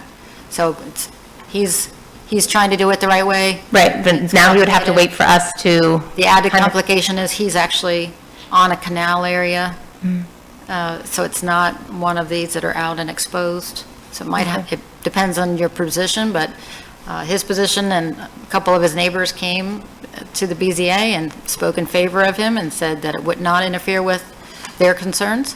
And, you know, one neighbor said that she had a concern over at 175, and that was, you know, that's, Okay. we really want to help our residents. I mean, I think the way that your building official and I speak with the residents are, we're reasonable people, and we want you to be able to do what you want to do with your property and have the right kind of property rights, as long as it, you know, is in alignment with our laws. And here, we just feel we're out of alignment, and we'd like to be able to help where we can. Okay. Okay, thank you. Mr. Fender? So based on what I just heard, are you saying that this person's current plan is on hold based on our conversation or something else? Yes. No, Okay. I'll refer back to the attorney as well, because they gave the final opinion at the BZA board. So BZA, Our Board of Zoning, yeah, approved or Approval? denied? They, if I could, they didn't have the authority to grant a variance. There's no authority under the code. This really needs to be your decision as to whether you're going to change this to allow, for example, the 15 feet to be measured. Jack, I think we didn't measure it from the terminal platform. We measured it from the elevation of the base elevation of the house. Correct, yeah. Well, my point is, I just don't want this to be held up in bureaucracy. I mean, can we streamline this? Is there a way that we can help move it forward, and not to step on the BZA? I mean, we can give the BZA direction so that they can move faster, or you don't want to do that? so Mr. Mayor, the fastest, efficient, most efficient recommendation that we would be able to make to the board at this time would be to have the same measurement, so you have a proper height. However, started at the platform of the dock itself, 15 feet from there, so it's still the same height, So and not would take you into like us to consider. make a decision is really my question. We would So in order to speed you could this give us forward- direction to bring you back an ordinance with those changes. We would still need to, because it's an ordinance, we would have to do first and second reading, and that's still, you know, time-consuming, but that would be the fastest way to do it, is to say, we accept that recommendation and bring the ordinance back. Of course, that first Will the reading, ordinance be in alignment with the current plan that is underway? Can we do it in parallel, is my question. For the speeds Right. of the resident, can we both approve I and can't, put the ordinance to that effect in play, if it's going to be approved? And that way, he would be grandfathered, and we wouldn't be dragging this out for 6 months. good question, Mr. Mayor, if I can refer back to either the building official or the gentleman to ask if it's a 15 feet height limit, and that would answer your question. I mean, I'd like to see the plan, really. I mean, I'm really driving you to a point, because if indeed we can help this individual, then I'd like to see what it looks like, and then we can move forward. If we can't help him right now, then I'm speaking out of school. Yeah, my understanding is it would. I mean, if the commission had approved the ordinance, I think that we presented a couple of months ago, that would have addressed the mayor's comments about equity, because both sides would have had 15 feet. One was measured 15 feet from a higher, you know, elevation, one from a lower elevation, but they would have 15 feet off the dock. And I believe that gentleman's plan, he can certainly speak for himself, but he did appear at BCA. I think we all felt sorry for him, because he's gone through all the right steps, except. That's what I'm driving for. I'm trying ordinance to doesn't drag this allow. out. If my fellow commissioners are in alignment, I don't know if they are or not, but So I'm sorry. Thank you. His issue is the height. Okay, and so the whole issue is, are we going to change that 15 feet from that word riparian land, or 15 feet from the dock, correct? Right, if you That's the remove that real. one sentence, that the height should not exceed the finished grade of the upland riparian property. Okay, and the height thing in the past has only really been an issue, not necessarily because of seagrass, but because of neighbors, correct? That I Well, don't know. that I'm speaking generally, because it's a visual thing. We're I all mean, talking about- because no matter the height, if you have a cover, it doesn't matter how, you're still covering okay. So that's really I don't have a problem moving forward with the ordinance with that height difference, because it takes a while, has the public hearing, give the public time to discuss it. what's the delta? Are we talking about a foot, or are we talking about 5 feet? I mean, It all depends no, I mean on this particular case. on the one that we're speaking of. Yeah. Well, we're talking many feet, because the top of the roof shouldn't go above that seawall, basically, because his property is level with the seawall. And if you take into account that the plan shall indicate the height of the roof shall not exceed the finished grade, okay, so as you're standing in his backyard, that roof couldn't exceed the bottom of his feet. I'll stop when you tell me to stop. I'll drive this until I get a reasonable answer. We're talking about words. I'd like to see a picture. Do we have any, This is what it looks like. do we have any graphical image of what we're talking about at all? A picture, a plan, Well, Here's what, on the west side, just bear with me if you will. okay. The dock could be here, and then they take the measurement for the roof from 15 feet from the grade of the ground on this side. So no problem, because they got a cliff, they got a bluff, so they always are going to have the room. On the east side, same dock, same height standard, that they've got to go 15 feet, wait a second, but 15 feet from the grade here, the grade is just about even with here, or lower in some areas. I get it. And so that's the problem. So the grade should be potentially, if you like, from the dock itself, and that would be equitable everywhere, 15 feet above. But I would still stress that all approvals should come from DEP on whether they could have it based on the environmental issues. Has DP not Situationally. approved it? No, they approved it, Okay. yeah. So my point is not about equity. Equity should be there. I'm really thinking on this individual case, regardless of the difference between east and west, how does it look aesthetically in the environment we're talking about according to his neighbors and according to his property? If it's fine, But we're not seeing that case, we're not judging that case right now.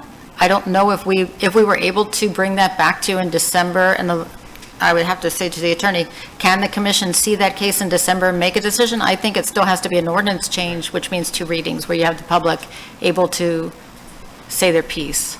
Exactly. You have an ordinance that says a certain amount.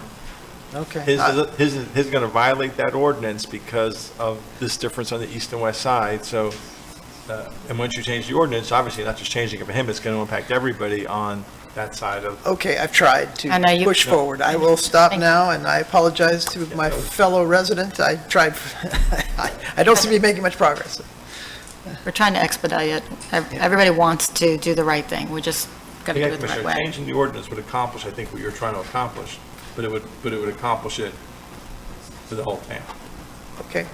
Just one other quick question, okay? If somebody on the west side wants to build a dock and they're building it in accordance with 62-151 and 62-175, okay, and the DEP has approved it and you look at it, it's fine, there's no discussion or any evaluation of the seagrass other than what DEP may or may not have done, and that's the end of the process.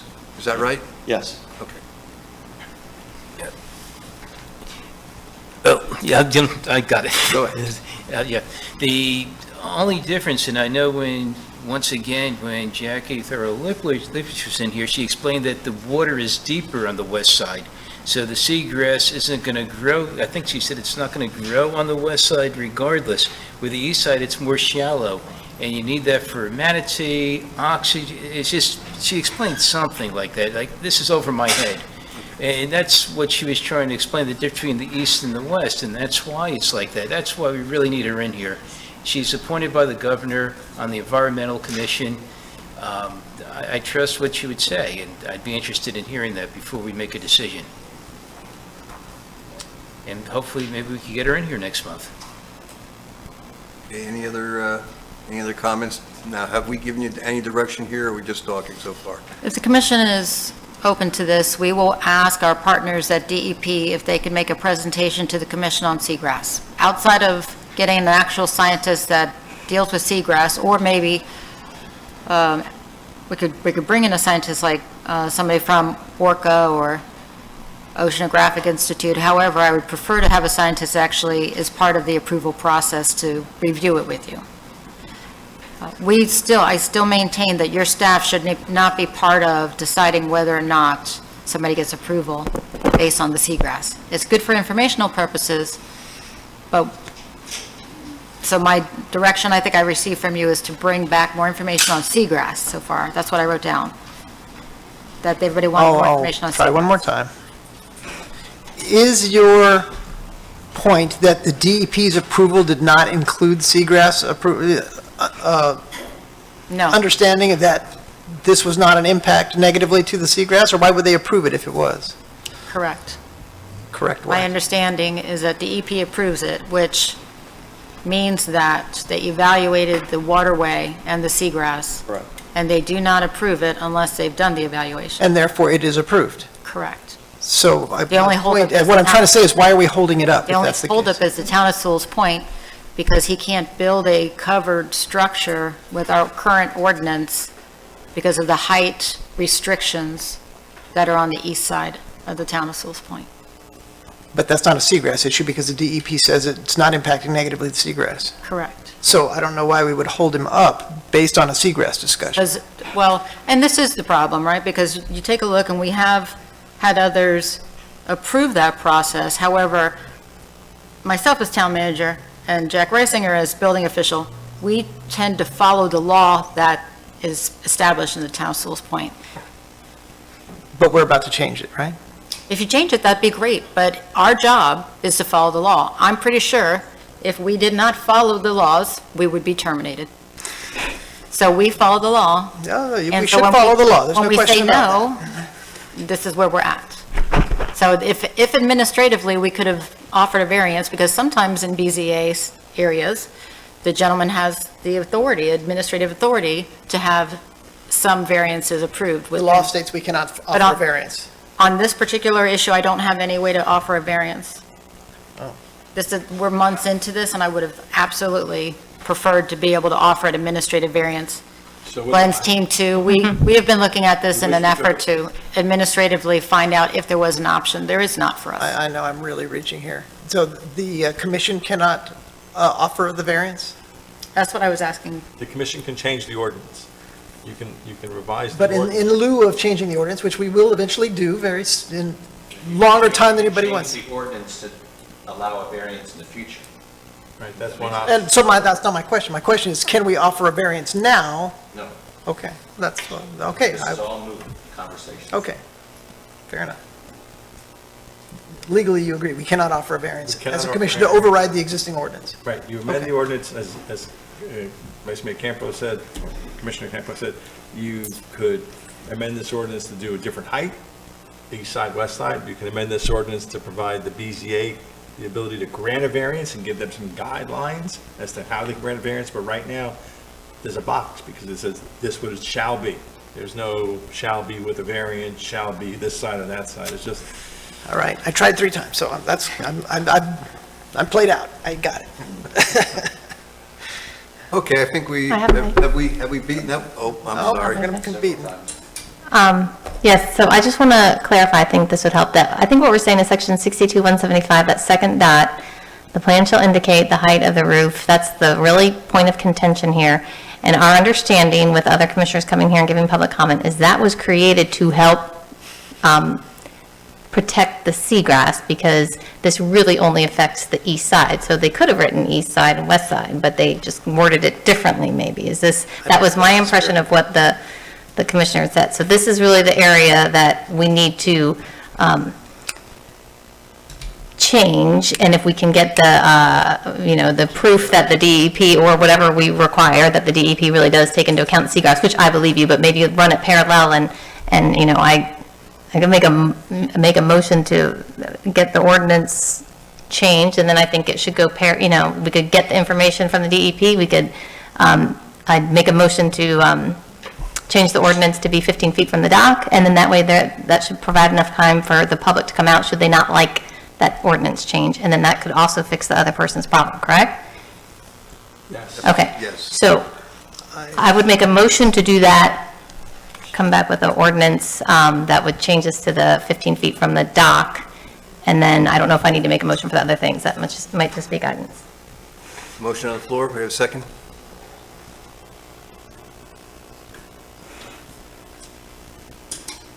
Mr. Fender? I contend that this ordinance was written long before the concept of a seagrass impact was a concern. I think this ordinance was written based on a visual obstruction spirit. The spirit of this ordinance is to not obstruct the view of the waterways for the neighbors. That's what the 15 feet is about. I could be wrong, I'm just hypothesizing from past history. So, you know. So I guess my motion dies. Your motion dies for lack of a second? Well, I was just trying to move things along. Okay. Let's go ahead and prepare the ordinance, and we'll ask Jackie to come in and talk to us. And I also want to check out if there's some other experts, and if you will, if there's somebody from DEP that's willing to come in, because I know that they've changed their rules, in terms of, they have spaces between the planks on the docks, which is specifically written there so they get more sunlight in there. So they've obviously, looked at this thing and they've made some changes. So it'd be nice to know what they're doing or what they're thinking. Right. So let's go ahead that way. Okay, may I, Mr. Mayor, you would like to see some options for language. You would like a presentation from the DEP, and you would like a presentation from former Mayor Thurlow Lippisch. Yeah.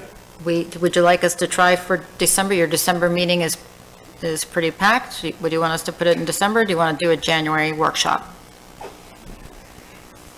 If we get it December, this way we can move it, being that we're trying to get this thing moved to put on the fast track. Okay. And if everybody agrees. Yep. That's fine. Schedules for these individuals pending, we will have that on your December workshop, meeting. Yes. Thank you. thank you. Appreciate it. Didn't realize that item was going to be so painful. Next item is the comp plan, and we do have a public comment. Carol Chantos.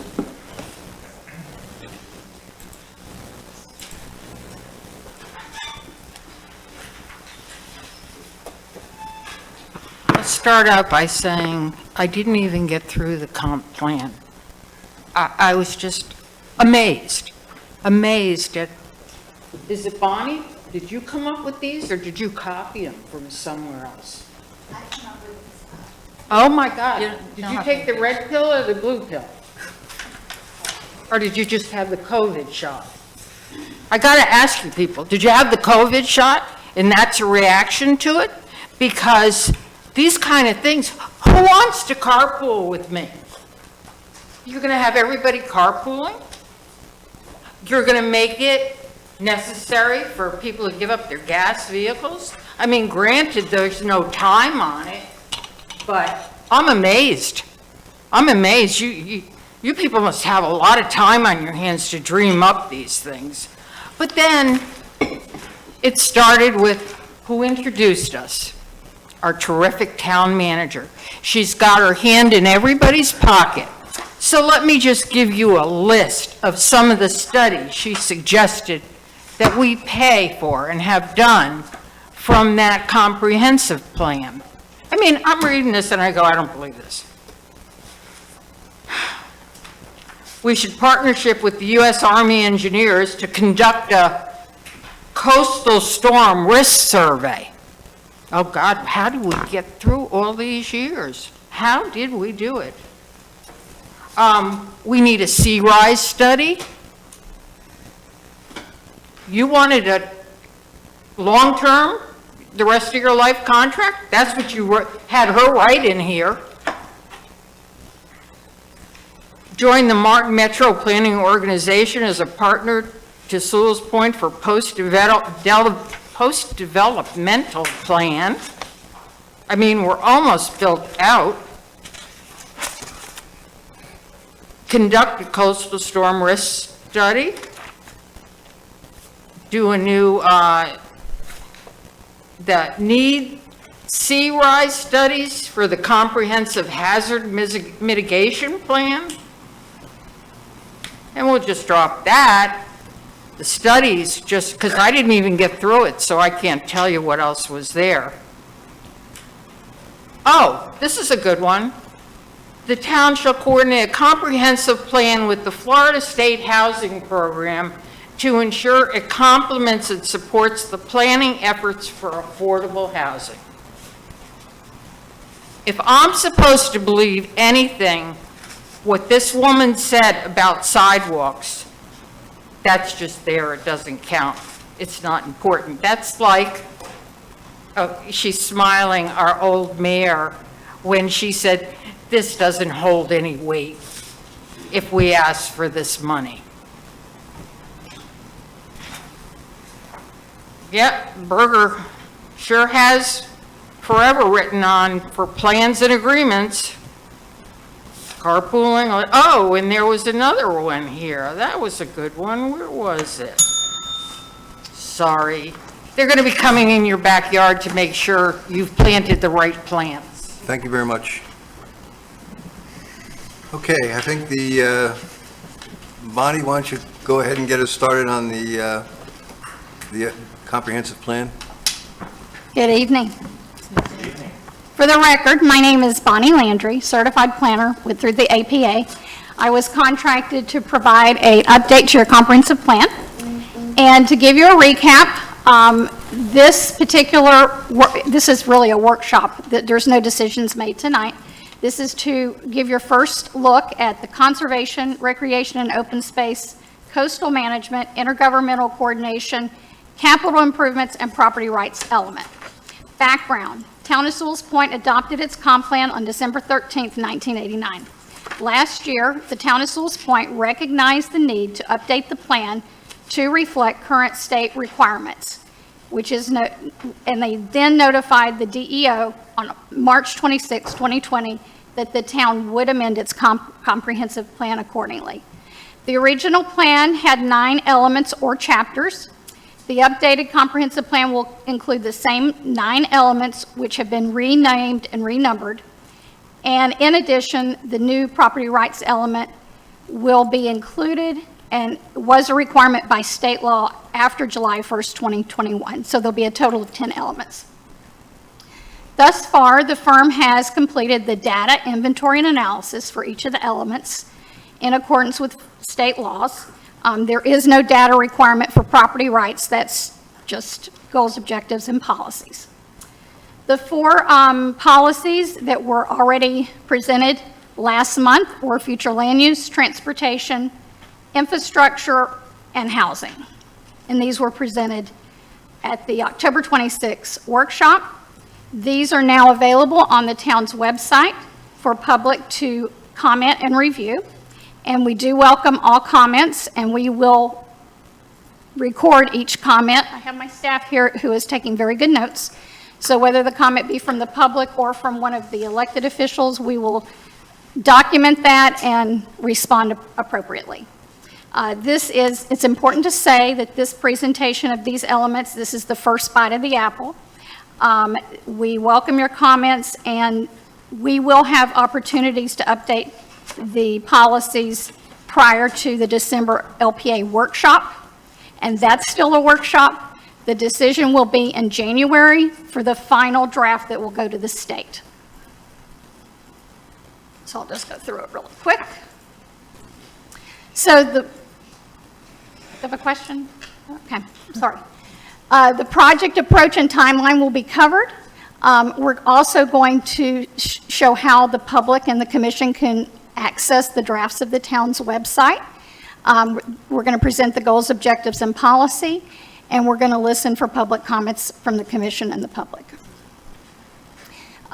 The 5 remaining elements are at the bottom, but we've already presented the other elements.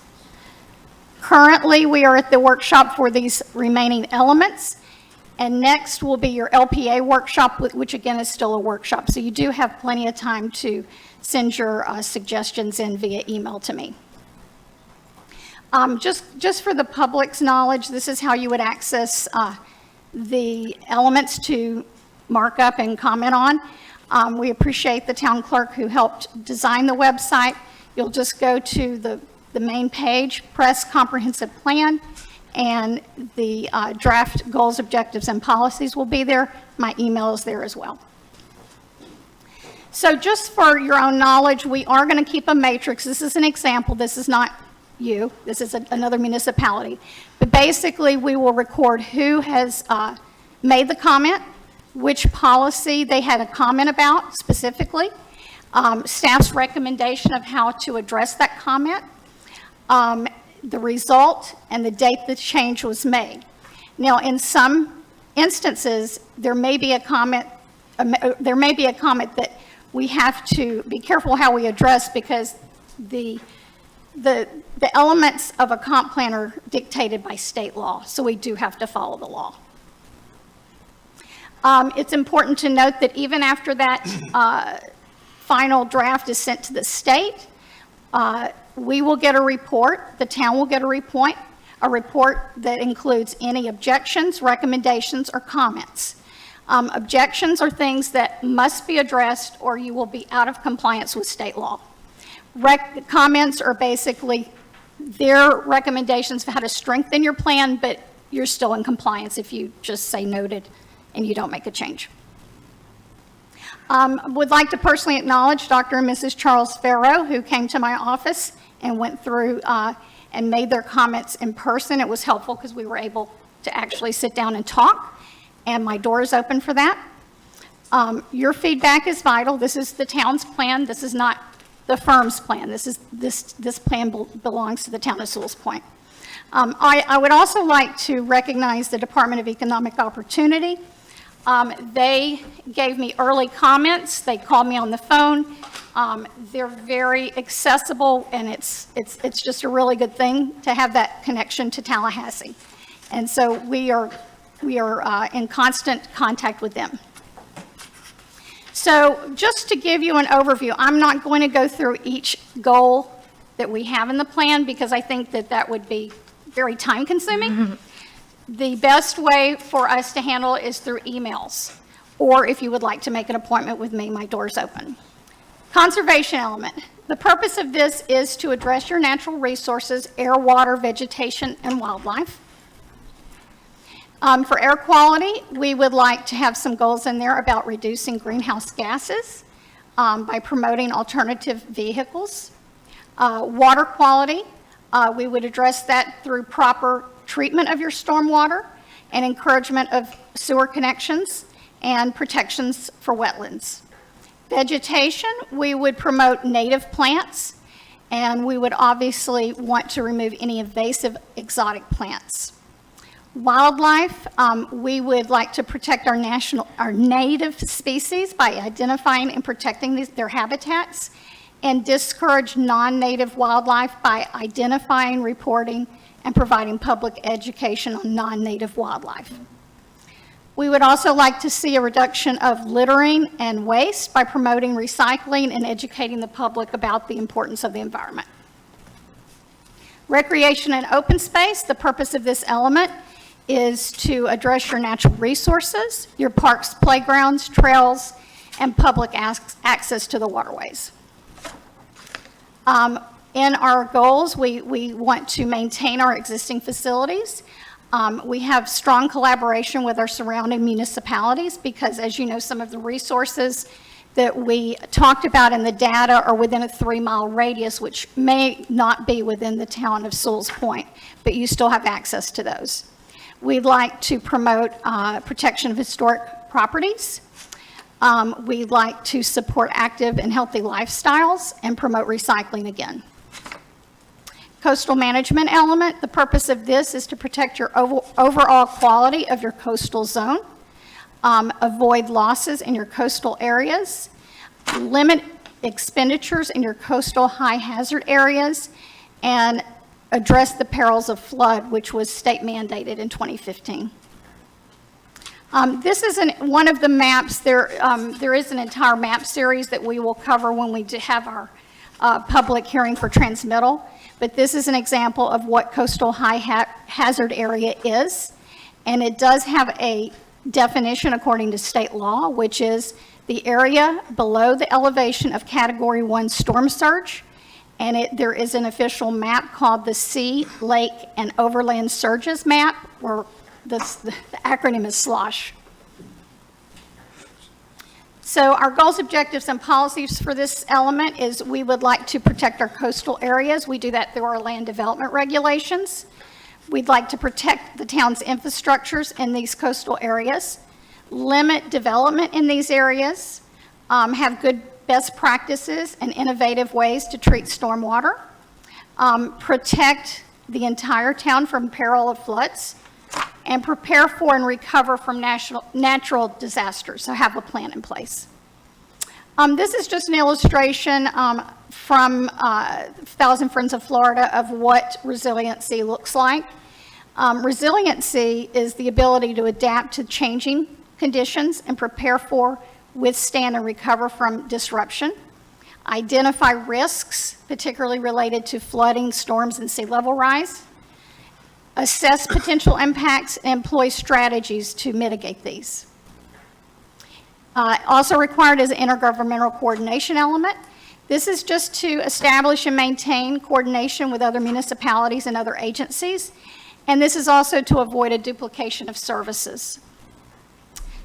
Some of our goals, we'd like to coordinate our plans and programs with other partners, share information, ensure that the town has a seat at the table, that you're represented regionally and you have a voice, coordinate available public facilities, collaborate with our community partners, and leverage funding by seeking grants.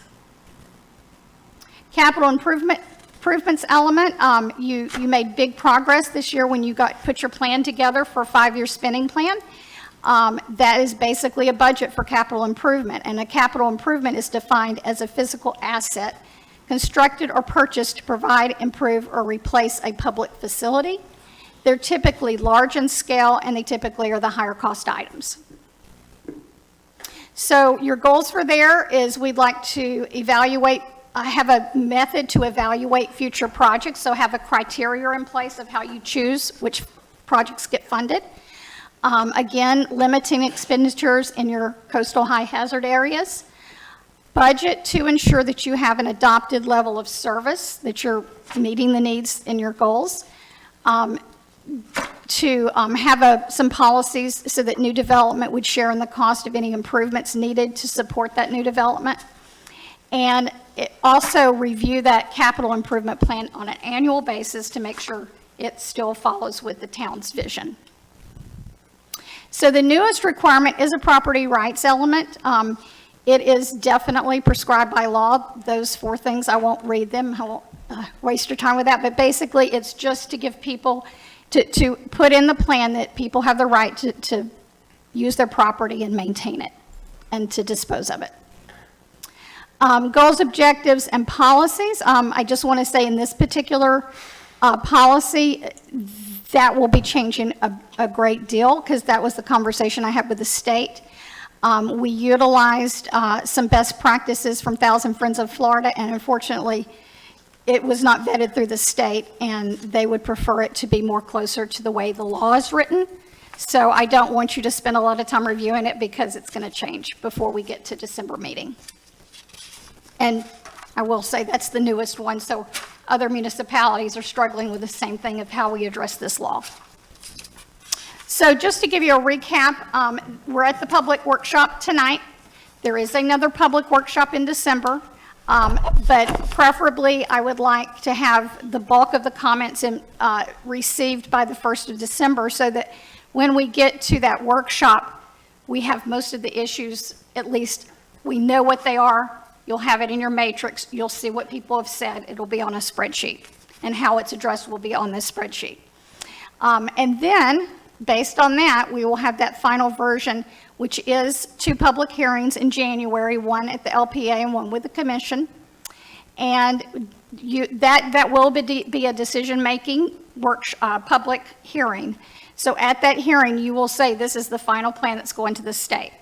But it's not the final plan because we will get the comments from the state, and there will be some that will need to be addressed to make sure that you're completely in compliance with state law. And I did fail to mention, in between that time, your town attorney will also review it because the town attorney needs to be able to make sure that your plan is defendable And so sometimes when the attorney looks at the plan, they may change words like shall, will, may, to make their job easier, should they ever get challenged.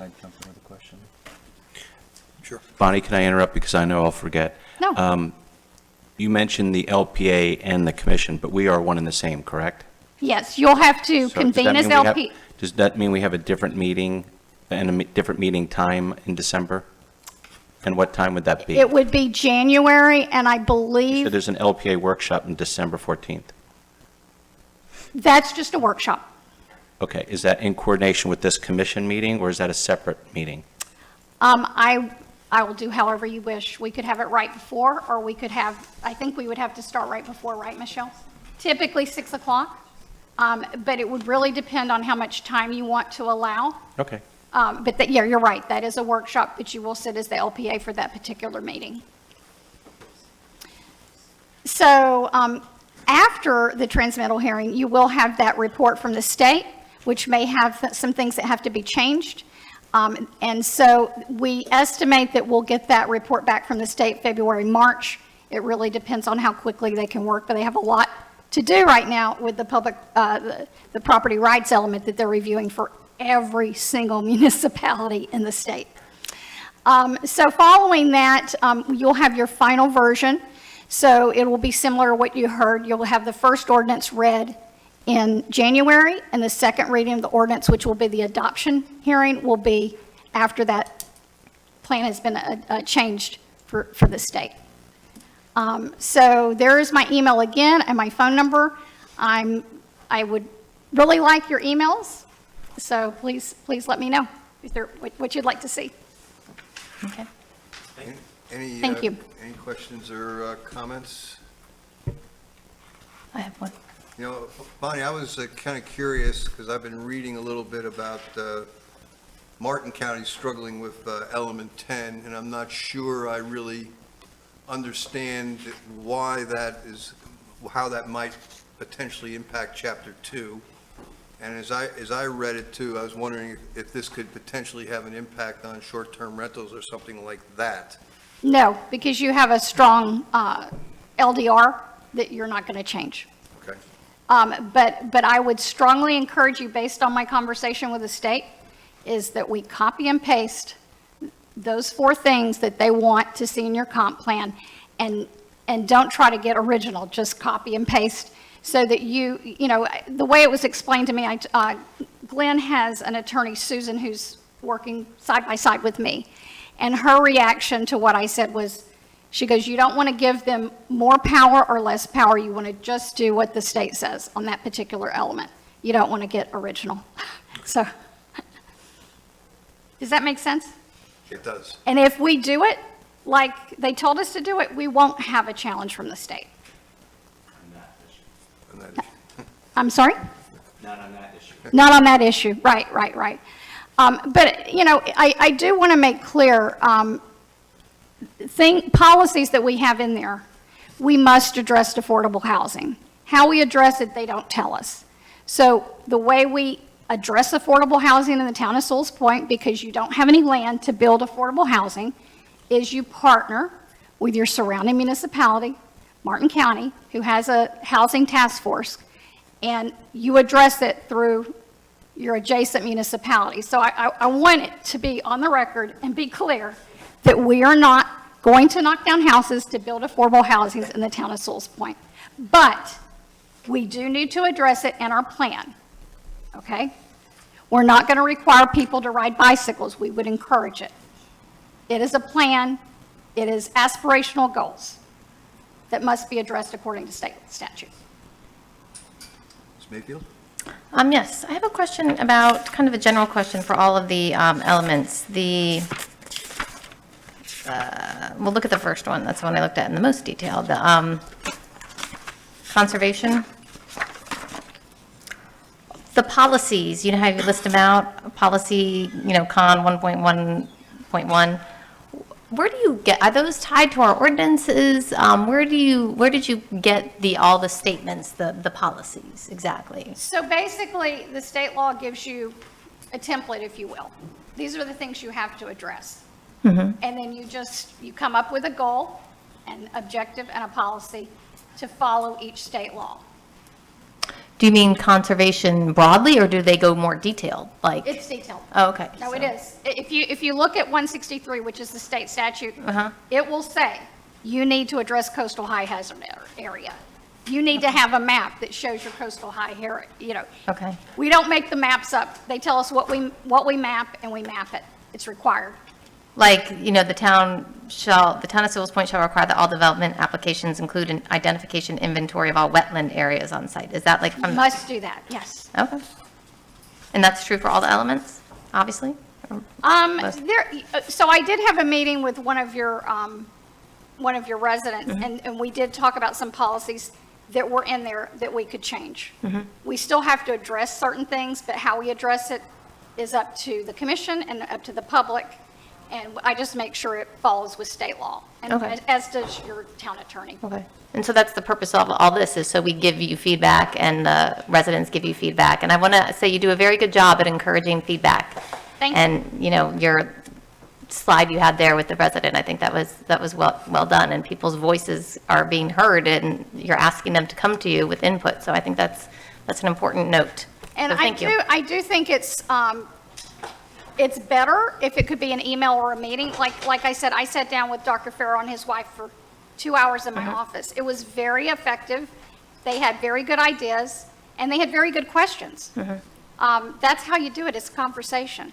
And we have time for those conversations. And obviously, you know that I can meet individually with you. Yeah. I can't meet with you as a group other than in a public meeting. But if you would like to make an appointment to come to my office, or if you'd like me to meet you here, I'm happy to do that. Okay. I think I emailed you earlier. I will have feedback. I have not gotten to look at it in as much detail as I would like, but I will definitely look at it before. It is a lot to digest. I know. So thank you. Thank you for your hard work. And Glenn, I was just going to say that while you were out there, I mentioned that I'm working side by side with your staff, who is reviewing it for the legal content to make sure we don't put a policy in place that would be difficult for you to defend as an attorney for the town. And as you mentioned, this has to be done under state law. I heard you saying that. 163, it is a template. I think we talked about that early on, is why do we have this? They tell you, you have to have these 10 elements. Now, the coastal side is not required for every municipality, just the ones that are surrounded by water, like yourself. Mayor, Mr. Mayor, sorry, Mr. Mayor, just to reinforce that, I know that we heard from a member of the public that the town manager was requesting or requiring or mandating all of these studies, and those requests or those mandates come from the state. Just wanted to make sure we were clear. So that's 3 different times you've heard that information. Yeah. And I think that if you read closely the policies, many times I say may, should funding be available. I don't say that we are going to do all these studies. It is best practice to do some of these studies, but not if you don't have the money to do them, and not if you don't have the political will to do these. So I really want y'all to look at how it's written. There's many mays, and there's many should funding be available. It's not mandates. Thank you. Thank you very much. Thank you very much. I'm sorry. Sorry. I am over my limit, and this is probably, please go back to the slide you were just on. Oh, I'm sorry. This So one, coastal. I am over my limit, but I'm going to be a little contentious again, I guess. I love all the work you're doing on this. Thank you. But I'm curious about next page, I believe. This Nope, one? Nope, it's on water conservation. Oh, that's way back, okay. You were there, you were on Oh, it for the darn it. longest time. That's all right, go ahead. What happened? Sorry. You just got to kick it back off again, you rolled off. So, I'll introduce this, because I'm curious, based on the conversation that you had about the mays and shoulds, and given this semi-contentious conversation we had at the beginning of this meeting about septic to sewer, I noticed on that slide, it was pretty directive and I'm, by the way, in agreement with what you state, but I get the sense that there's a 3-2 vote right now. So I'm raising this to see what that means in the context of this document. There you go. Okay. Proper treatment. Bullet 2, water quality. Water quality. So I guess I'll preface this with. Oh, understand encourage, the context encourage. of this. The word So says encourage, not We are mandate. encouraging central sewer connection. We are. That is in there Well, right I now. don't know what that means exactly. I know what it means to me, but I don't know what it means to everyone else. And then policy con 1.2.4, the town of Sewalls Point shall discourage the creation of new septic tanks and drain fields for new development through the enforcement of standards for availability and mandatory connection to available sewer systems no less strict than those set forth in some Florida statutes that I don't know what say, so I'm interested in what they say. So what's the, I'm trying to, So we're basically following the Florida law. If the law says you have to connect, you have to connect. But we're not going to be more strict. And if the will of the commission is that you don't want to encourage the connection, then we just say we're going to follow the law. so in We the could just- context of a referendum, we scratch that paragraph, or, you know, I'm just trying to figure out. I would recommend you just reword it and say that you're going to follow Florida law. And that references a statute about what municipalities must do in relation to sewer to septic connections. And I don't have the law by memory, but I could provide that on a slide at the next meeting so that everybody's very clear. And that's the kind of wordsmithing that I need input Okay. from Well, I you. mean, this is a pretty direct paragraph, and like I said, I get the sense that not everyone's in agreement with it, right? And my role as a certified planner is to try to get consensus, and you're, at the end of the day, it's going to be a vote of the commission of what that final document looks like. Again, with input from the attorney and input from the state. They may, you know, if you take certain things out, they may want to put them right back in. So you just have to, when you see my spreadsheet, like let's say you had a comment about a policy, staff recommendation may be, we appreciate that, but it's required by law. Or we could reword it, but it still has to be in there. But we could take policies out. Page 84 for you and I, page 4. Can I go to that real quick? Policy con 1.2.4. It's the 1, 2, 3, 4, fifth one down. Let's slide it. Yeah, and I could provide you 381 and the two 380. 381, 0065 and 380. Well, I'm not sure what it says. I'm guessing it's not going to say you must. But we're not going to be Yeah. less strict than. I the tried to state. look it up on my phone, but I couldn't. Do you want me to read it real quick? 381.065? Oh, I'm sorry. Let me see if that, if I have it. I tried to look it up on my phone. It's convoluted. but If you give me a moment. yeah, it's extensive, right? 381, and it's also 403.06. I'm only bringing this contentious topic up because. No, it was a hot topic earlier tonight, and I had a feeling that would be Yeah. some comments. But I really want to make sure everybody understands, this is the first draft. I mean, I'm I looking would for be in input. my right mind just to not have this conversation, just let it go, but I think other people So- need to know that that's in there. When you say, like, remove it altogether or reword it, what am I hearing from you? You're not, I'm fine with it as is. Okay. But I'm saying that's not appropriate for me to say. I think that there are other people Each who of don't you feel like I has- feel, right? Yeah, each of you has the ability to meet with me, email me, and like I said, and everybody should know this, everything that comes to me is public comment. So that spreadsheet, whatever you say is going to be verbatim on that spreadsheet, and it will be recorded, and it will be responded to. Okay. Mr. Mayor? May I ask, just for follow-up, Bonnie, if you could look back on, well, it's page 84 that you're referring to, so policy CON 1.24, where it says, "The town of Sewalls Point shall discourage the creation of new septic tanks and drain fields for new development through the enforcement of standards for availability and mandatory connections to available sewer systems no less strict than those set forth in sections 381 and going through for Florida state statutes." Could you do a side-by-side in the future on the previous comp plan and its reference, because I'm, Oh, I'm so glad you brought that up. Thank you. Okay, because we did have a comment at the last meeting, and on my list to do between now and the December LPA is I'm going to give you a summary so that you can see some of the policies that were. Great idea. Right. And it's not going to be a side-by-side because we are striking through the entire comp plan. But as I'm writing elements, I'm looking at the original plan to say, oh, you did address this, this is how you addressed it before.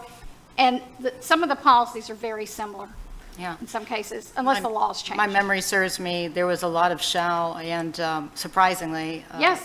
A lot of language in the previous comp plan that says that the town was supposed to be converted over by a certain date, and I want to say it was like 2015 or something. It was, I thought it was 2005. It was. Maybe it was that. It was in there. I believe So it these are was. not We've new been trying to do things. this for a long time. So we are actually making it a bit more lenient than what the previous comp plan was, in my memory. And I Shame on do you. My memory. think, since that is such a hot topic, I think I will take the policies from the original plan on this, specific on this issue. But the other ones will be kind of a general, these are the things you talked about before. And the old comp plan is available on the website still, isn't it, April? So if anybody wants to see the original comp plan, it's still up there. Thank you. Okay, thank you very much. Thank you very much. It's the next item is staff comments. Mr. Mayor, may I first start by saying congratulations to Mr. Mayor and Mr. Vice Mayor on your new appointments, and thank you to former Mayor Mayfield. You are now in that category that you can also call yourself former mayor, as many people within the town of Sewalls Point who have been elected officials can do. So congratulations. It was a pleasure working with you for the year, and I look forward to my next year with everyone as well. I sent you all an email today, but wanted to reinform that on December 2nd, I think this is going to be an interesting meeting. I have a meeting scheduled with the county, and I want to read information to you. It's from the Environmental Programs Coordinator. It says, greetings. The county is trying to have an organizational meeting to discuss the new requirements that came out of the 2021 regular legislative session. The legislature recognized the need for a long-term planning process for stormwater and wastewater.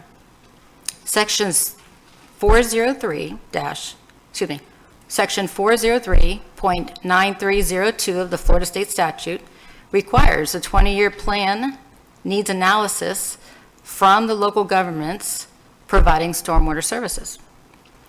Municipalities, meaning the municipalities within Martin County, are required to submit their 20-year plan to the county by June 20th, 2022. The county will compile them and submit them to FDEP in the Office of Economic and Demographic Research. If you have any questions, I can give her a call, but we have this meeting. So I'm interested to see what it is. I know we've had discussion, and you've all been in talks with others about what Section 403.9302 outlines. And the information that I've always read it as is we need to have a plan in place and submitted by 2025. We've talked about that before. That's the information that has been available to me. And so at this point, that date for providing a plan to the county has now been moved up to next year, 2022. And that's for our wastewater. I'll keep you posted. Appreciate it. Thank you. Do we have any comments from the commissioners? Oh, I'm sorry, other staff? Okay. How about the commissioners? Mayfield? Yes. So my comment is, well, because this is the only time we talk to each other, so it was something I would rather say outside of the meeting, but this is the time we talk. I'm addressing Commissioner Campo. I appreciated your comments that you said, and this is in regards to the appropriations request, that I appreciate your comments that the work and my motivation is heartfelt, and it is, and I appreciate that comment. And I wanted to say that, in the past, you were the role model, the inspiration for going to get money and the movement forward to septic to sewer, and I always appreciated that and valued that. And I realize your position. You're voting no to those appropriation requests, and I respect that position. I also know you are active in government circles. So I just hope that, Going in circles?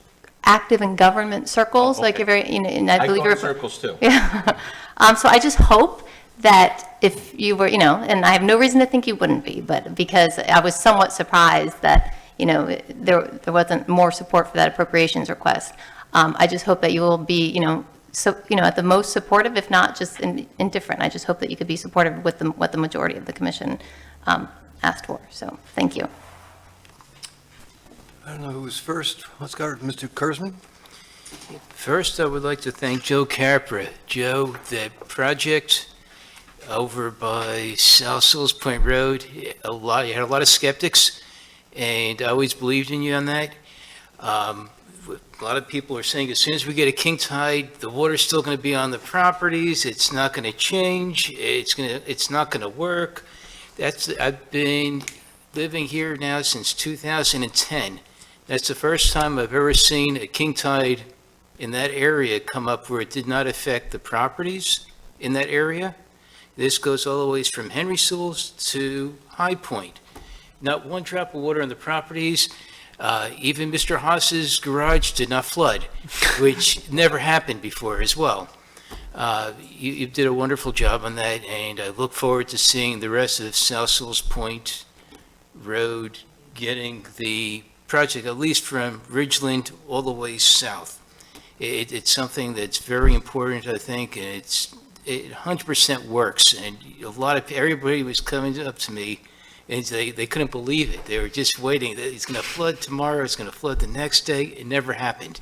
And this is as bad at king tides as we've seen, without the storm, of course, to back it. But we always had water, even when it was the calmest of days, historically, every year. The properties would flood along South Sewalls Point Road and even further in on Mandalay. And if you went a little bit north, guess what? The roads were flooded again in those areas that traditionally flood. So the project works, and I thank you for that. Kudos on that. The other thing I want to mention is this recycling. If staff could look into this, these recycling bins are a joke.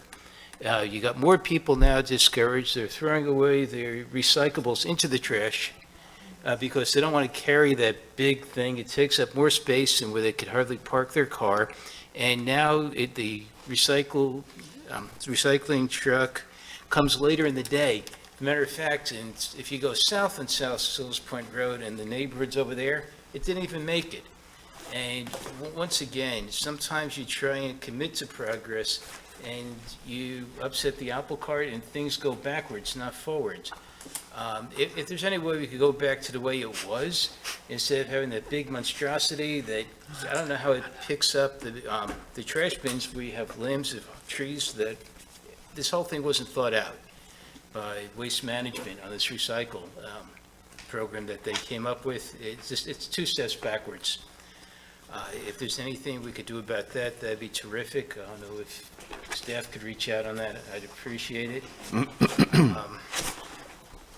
And last but least, I want to say congratulations to our new mayor and a wonderful job by our former mayor. Thank you so much. Thank you. I appreciate that. Mr. Campo? Sure, thanks very much. I want to congratulate John on being mayor and retiring. That's awesome. Throw away the alarm clock. That's what it's all about. And Dave, I appreciate your willingness to serve as vice mayor. I think we'll be well balanced. And Kaya, I think you did a very impressive job. I don't think until people sit in that chair do they know to do about 6 things at the same time. At the end of the night, we had 10 things on the agenda. You got, 10 votes. And that's a very difficult thing to do. And you were very earnest, energetic, and I think you were very effective. And I look forward to working with you as a peer now. And so on the recycle, I think we could help with some education because people don't know how to set up their thing. If you don't have that thing within 3 feet and the wheels aren't facing the right place, and but if we want to recycle, we want to encourage recycling. We can't just expect people to read the big label on the top of the garbage can that shows how the wheels should be faced. And, but, you know, it's keep pounding away. I wanted to talk about, real quick, the meetings moving forward. I kind of turn into a pumpkin around 10 o'clock, you know, so I would like to encourage the new mayor, you know, as I have in the past, to try to make the meetings succinct. And part of the meeting agenda and presiding over the meeting is actually helping set the agenda. So that's typically what the mayor does with the town manager. And I think we've gotten a little aggressive. I think Michelle is very energetic. But last meeting, I had 4 police officers come in my office at 4 different times delivering meeting packets. And in some attempt to rush the meeting packets, I got it on Tuesday, and then I got some on Thursday and Friday. And to me, I don't start looking at the packet until Thursday. There's no need to get it any earlier than that. And I would think that, and I would hope, Mayor Tom Peck, that the running of an efficient meeting begins with the establishment of an efficient agenda and a meeting packet. I think the way that you've got it set up with the 1 through 10 and everything's there, I think that's great. But, you know, when we've got, you know, that much to read, and some of the stuff with the financing was on Friday afternoon, so I would like for there to be like a general rule, Thursday by close of day is a good target for the packet. And once the packet's done, the packet's done. I get emails, I get additions, I get stuff that's given to me, you know, the day of, the agendas change slightly. And so I know things happen, and we try to get everything, every last thing in. We've got people like the roof on the dock. But I think as new mayor, that's something that you should try to focus on. And you might just look at the meeting packet and say, you know, like when we did the Heritage Lot, and we went back to, you know, Adam and Eve and the title search, and we had so many documents. To me, it's a waste of time and money and paper. And I would just encourage you, Mayor Tom Peck, you are the head of the 5 commissioners, okay? You're not staff. I know you're staff in Fort Pierce, and I know that that's probably going to be something to kind of work through. But please be considerate of the commissioners' time on the receipt and the ability to absorb the information succinctly. Because when I get 4, you know, and frankly, you know, I love your police officers, but they're coming into my professional office and they're all nice and everything, but it's just not a great view for, you know, like, is he getting served? Is he getting, you know, the police radio? I mean, I just need one packet Thursday, and let's let it set, and then I think you need to look at how much we've got on the agenda. And if it's too much, you could say, hey, it's too much, cut back, and because you are a steward of the 5 commissioners' times. And it's okay for you to talk to staff and say, look, we need to space that out. If we don't have that document, let's not include it on this week's agenda. So that would be my request to you, because at the end of the day, the presiding officer, their job, as Kaya's done very effectively, is keep moving things along. And part of that, and the beginning of that, is the establishment of the agenda. Does that make sense? Yes, it does. Okay, thanks. Mr. Fender. I'll be brief. I just wanted to add my thanks to Kaya's hard work for the last year. I really appreciated your leadership and the peppering of the small bits of leadership throughout each meeting, and I thought you tackled some tough issues and took them head on. I know it's a difficult balancing act, and so job well done. Thank Great you. job. I appreciate and that. Congratulations to Mayor Tompek. Former Mayor Campo beat me to the punch, but I was going to nominate you first, but he nominated you. I got to second. So I think you bring a depth of knowledge to this role, especially around the issues we're dealing with infrastructure, and I think that'll be helpful to this role. I don't actually concur with your statement of going in order. I think we go with experience and intelligence, you know, and so I think that's, That's obviously not the case here, I think you're the right man for the job. So, I appreciate the confidence that the other commissioners shown to me, and I hope I can do as good a job as Kaya did. I thought you did a really terrific job. Thanks. And Mayor Tompick, I didn't officially say congratulations. So congratulations. Okay, that's the end of the agenda. If there's no other comments, make motion to adjourn. So moved. Second. We're adjourned. Thank you. Long one.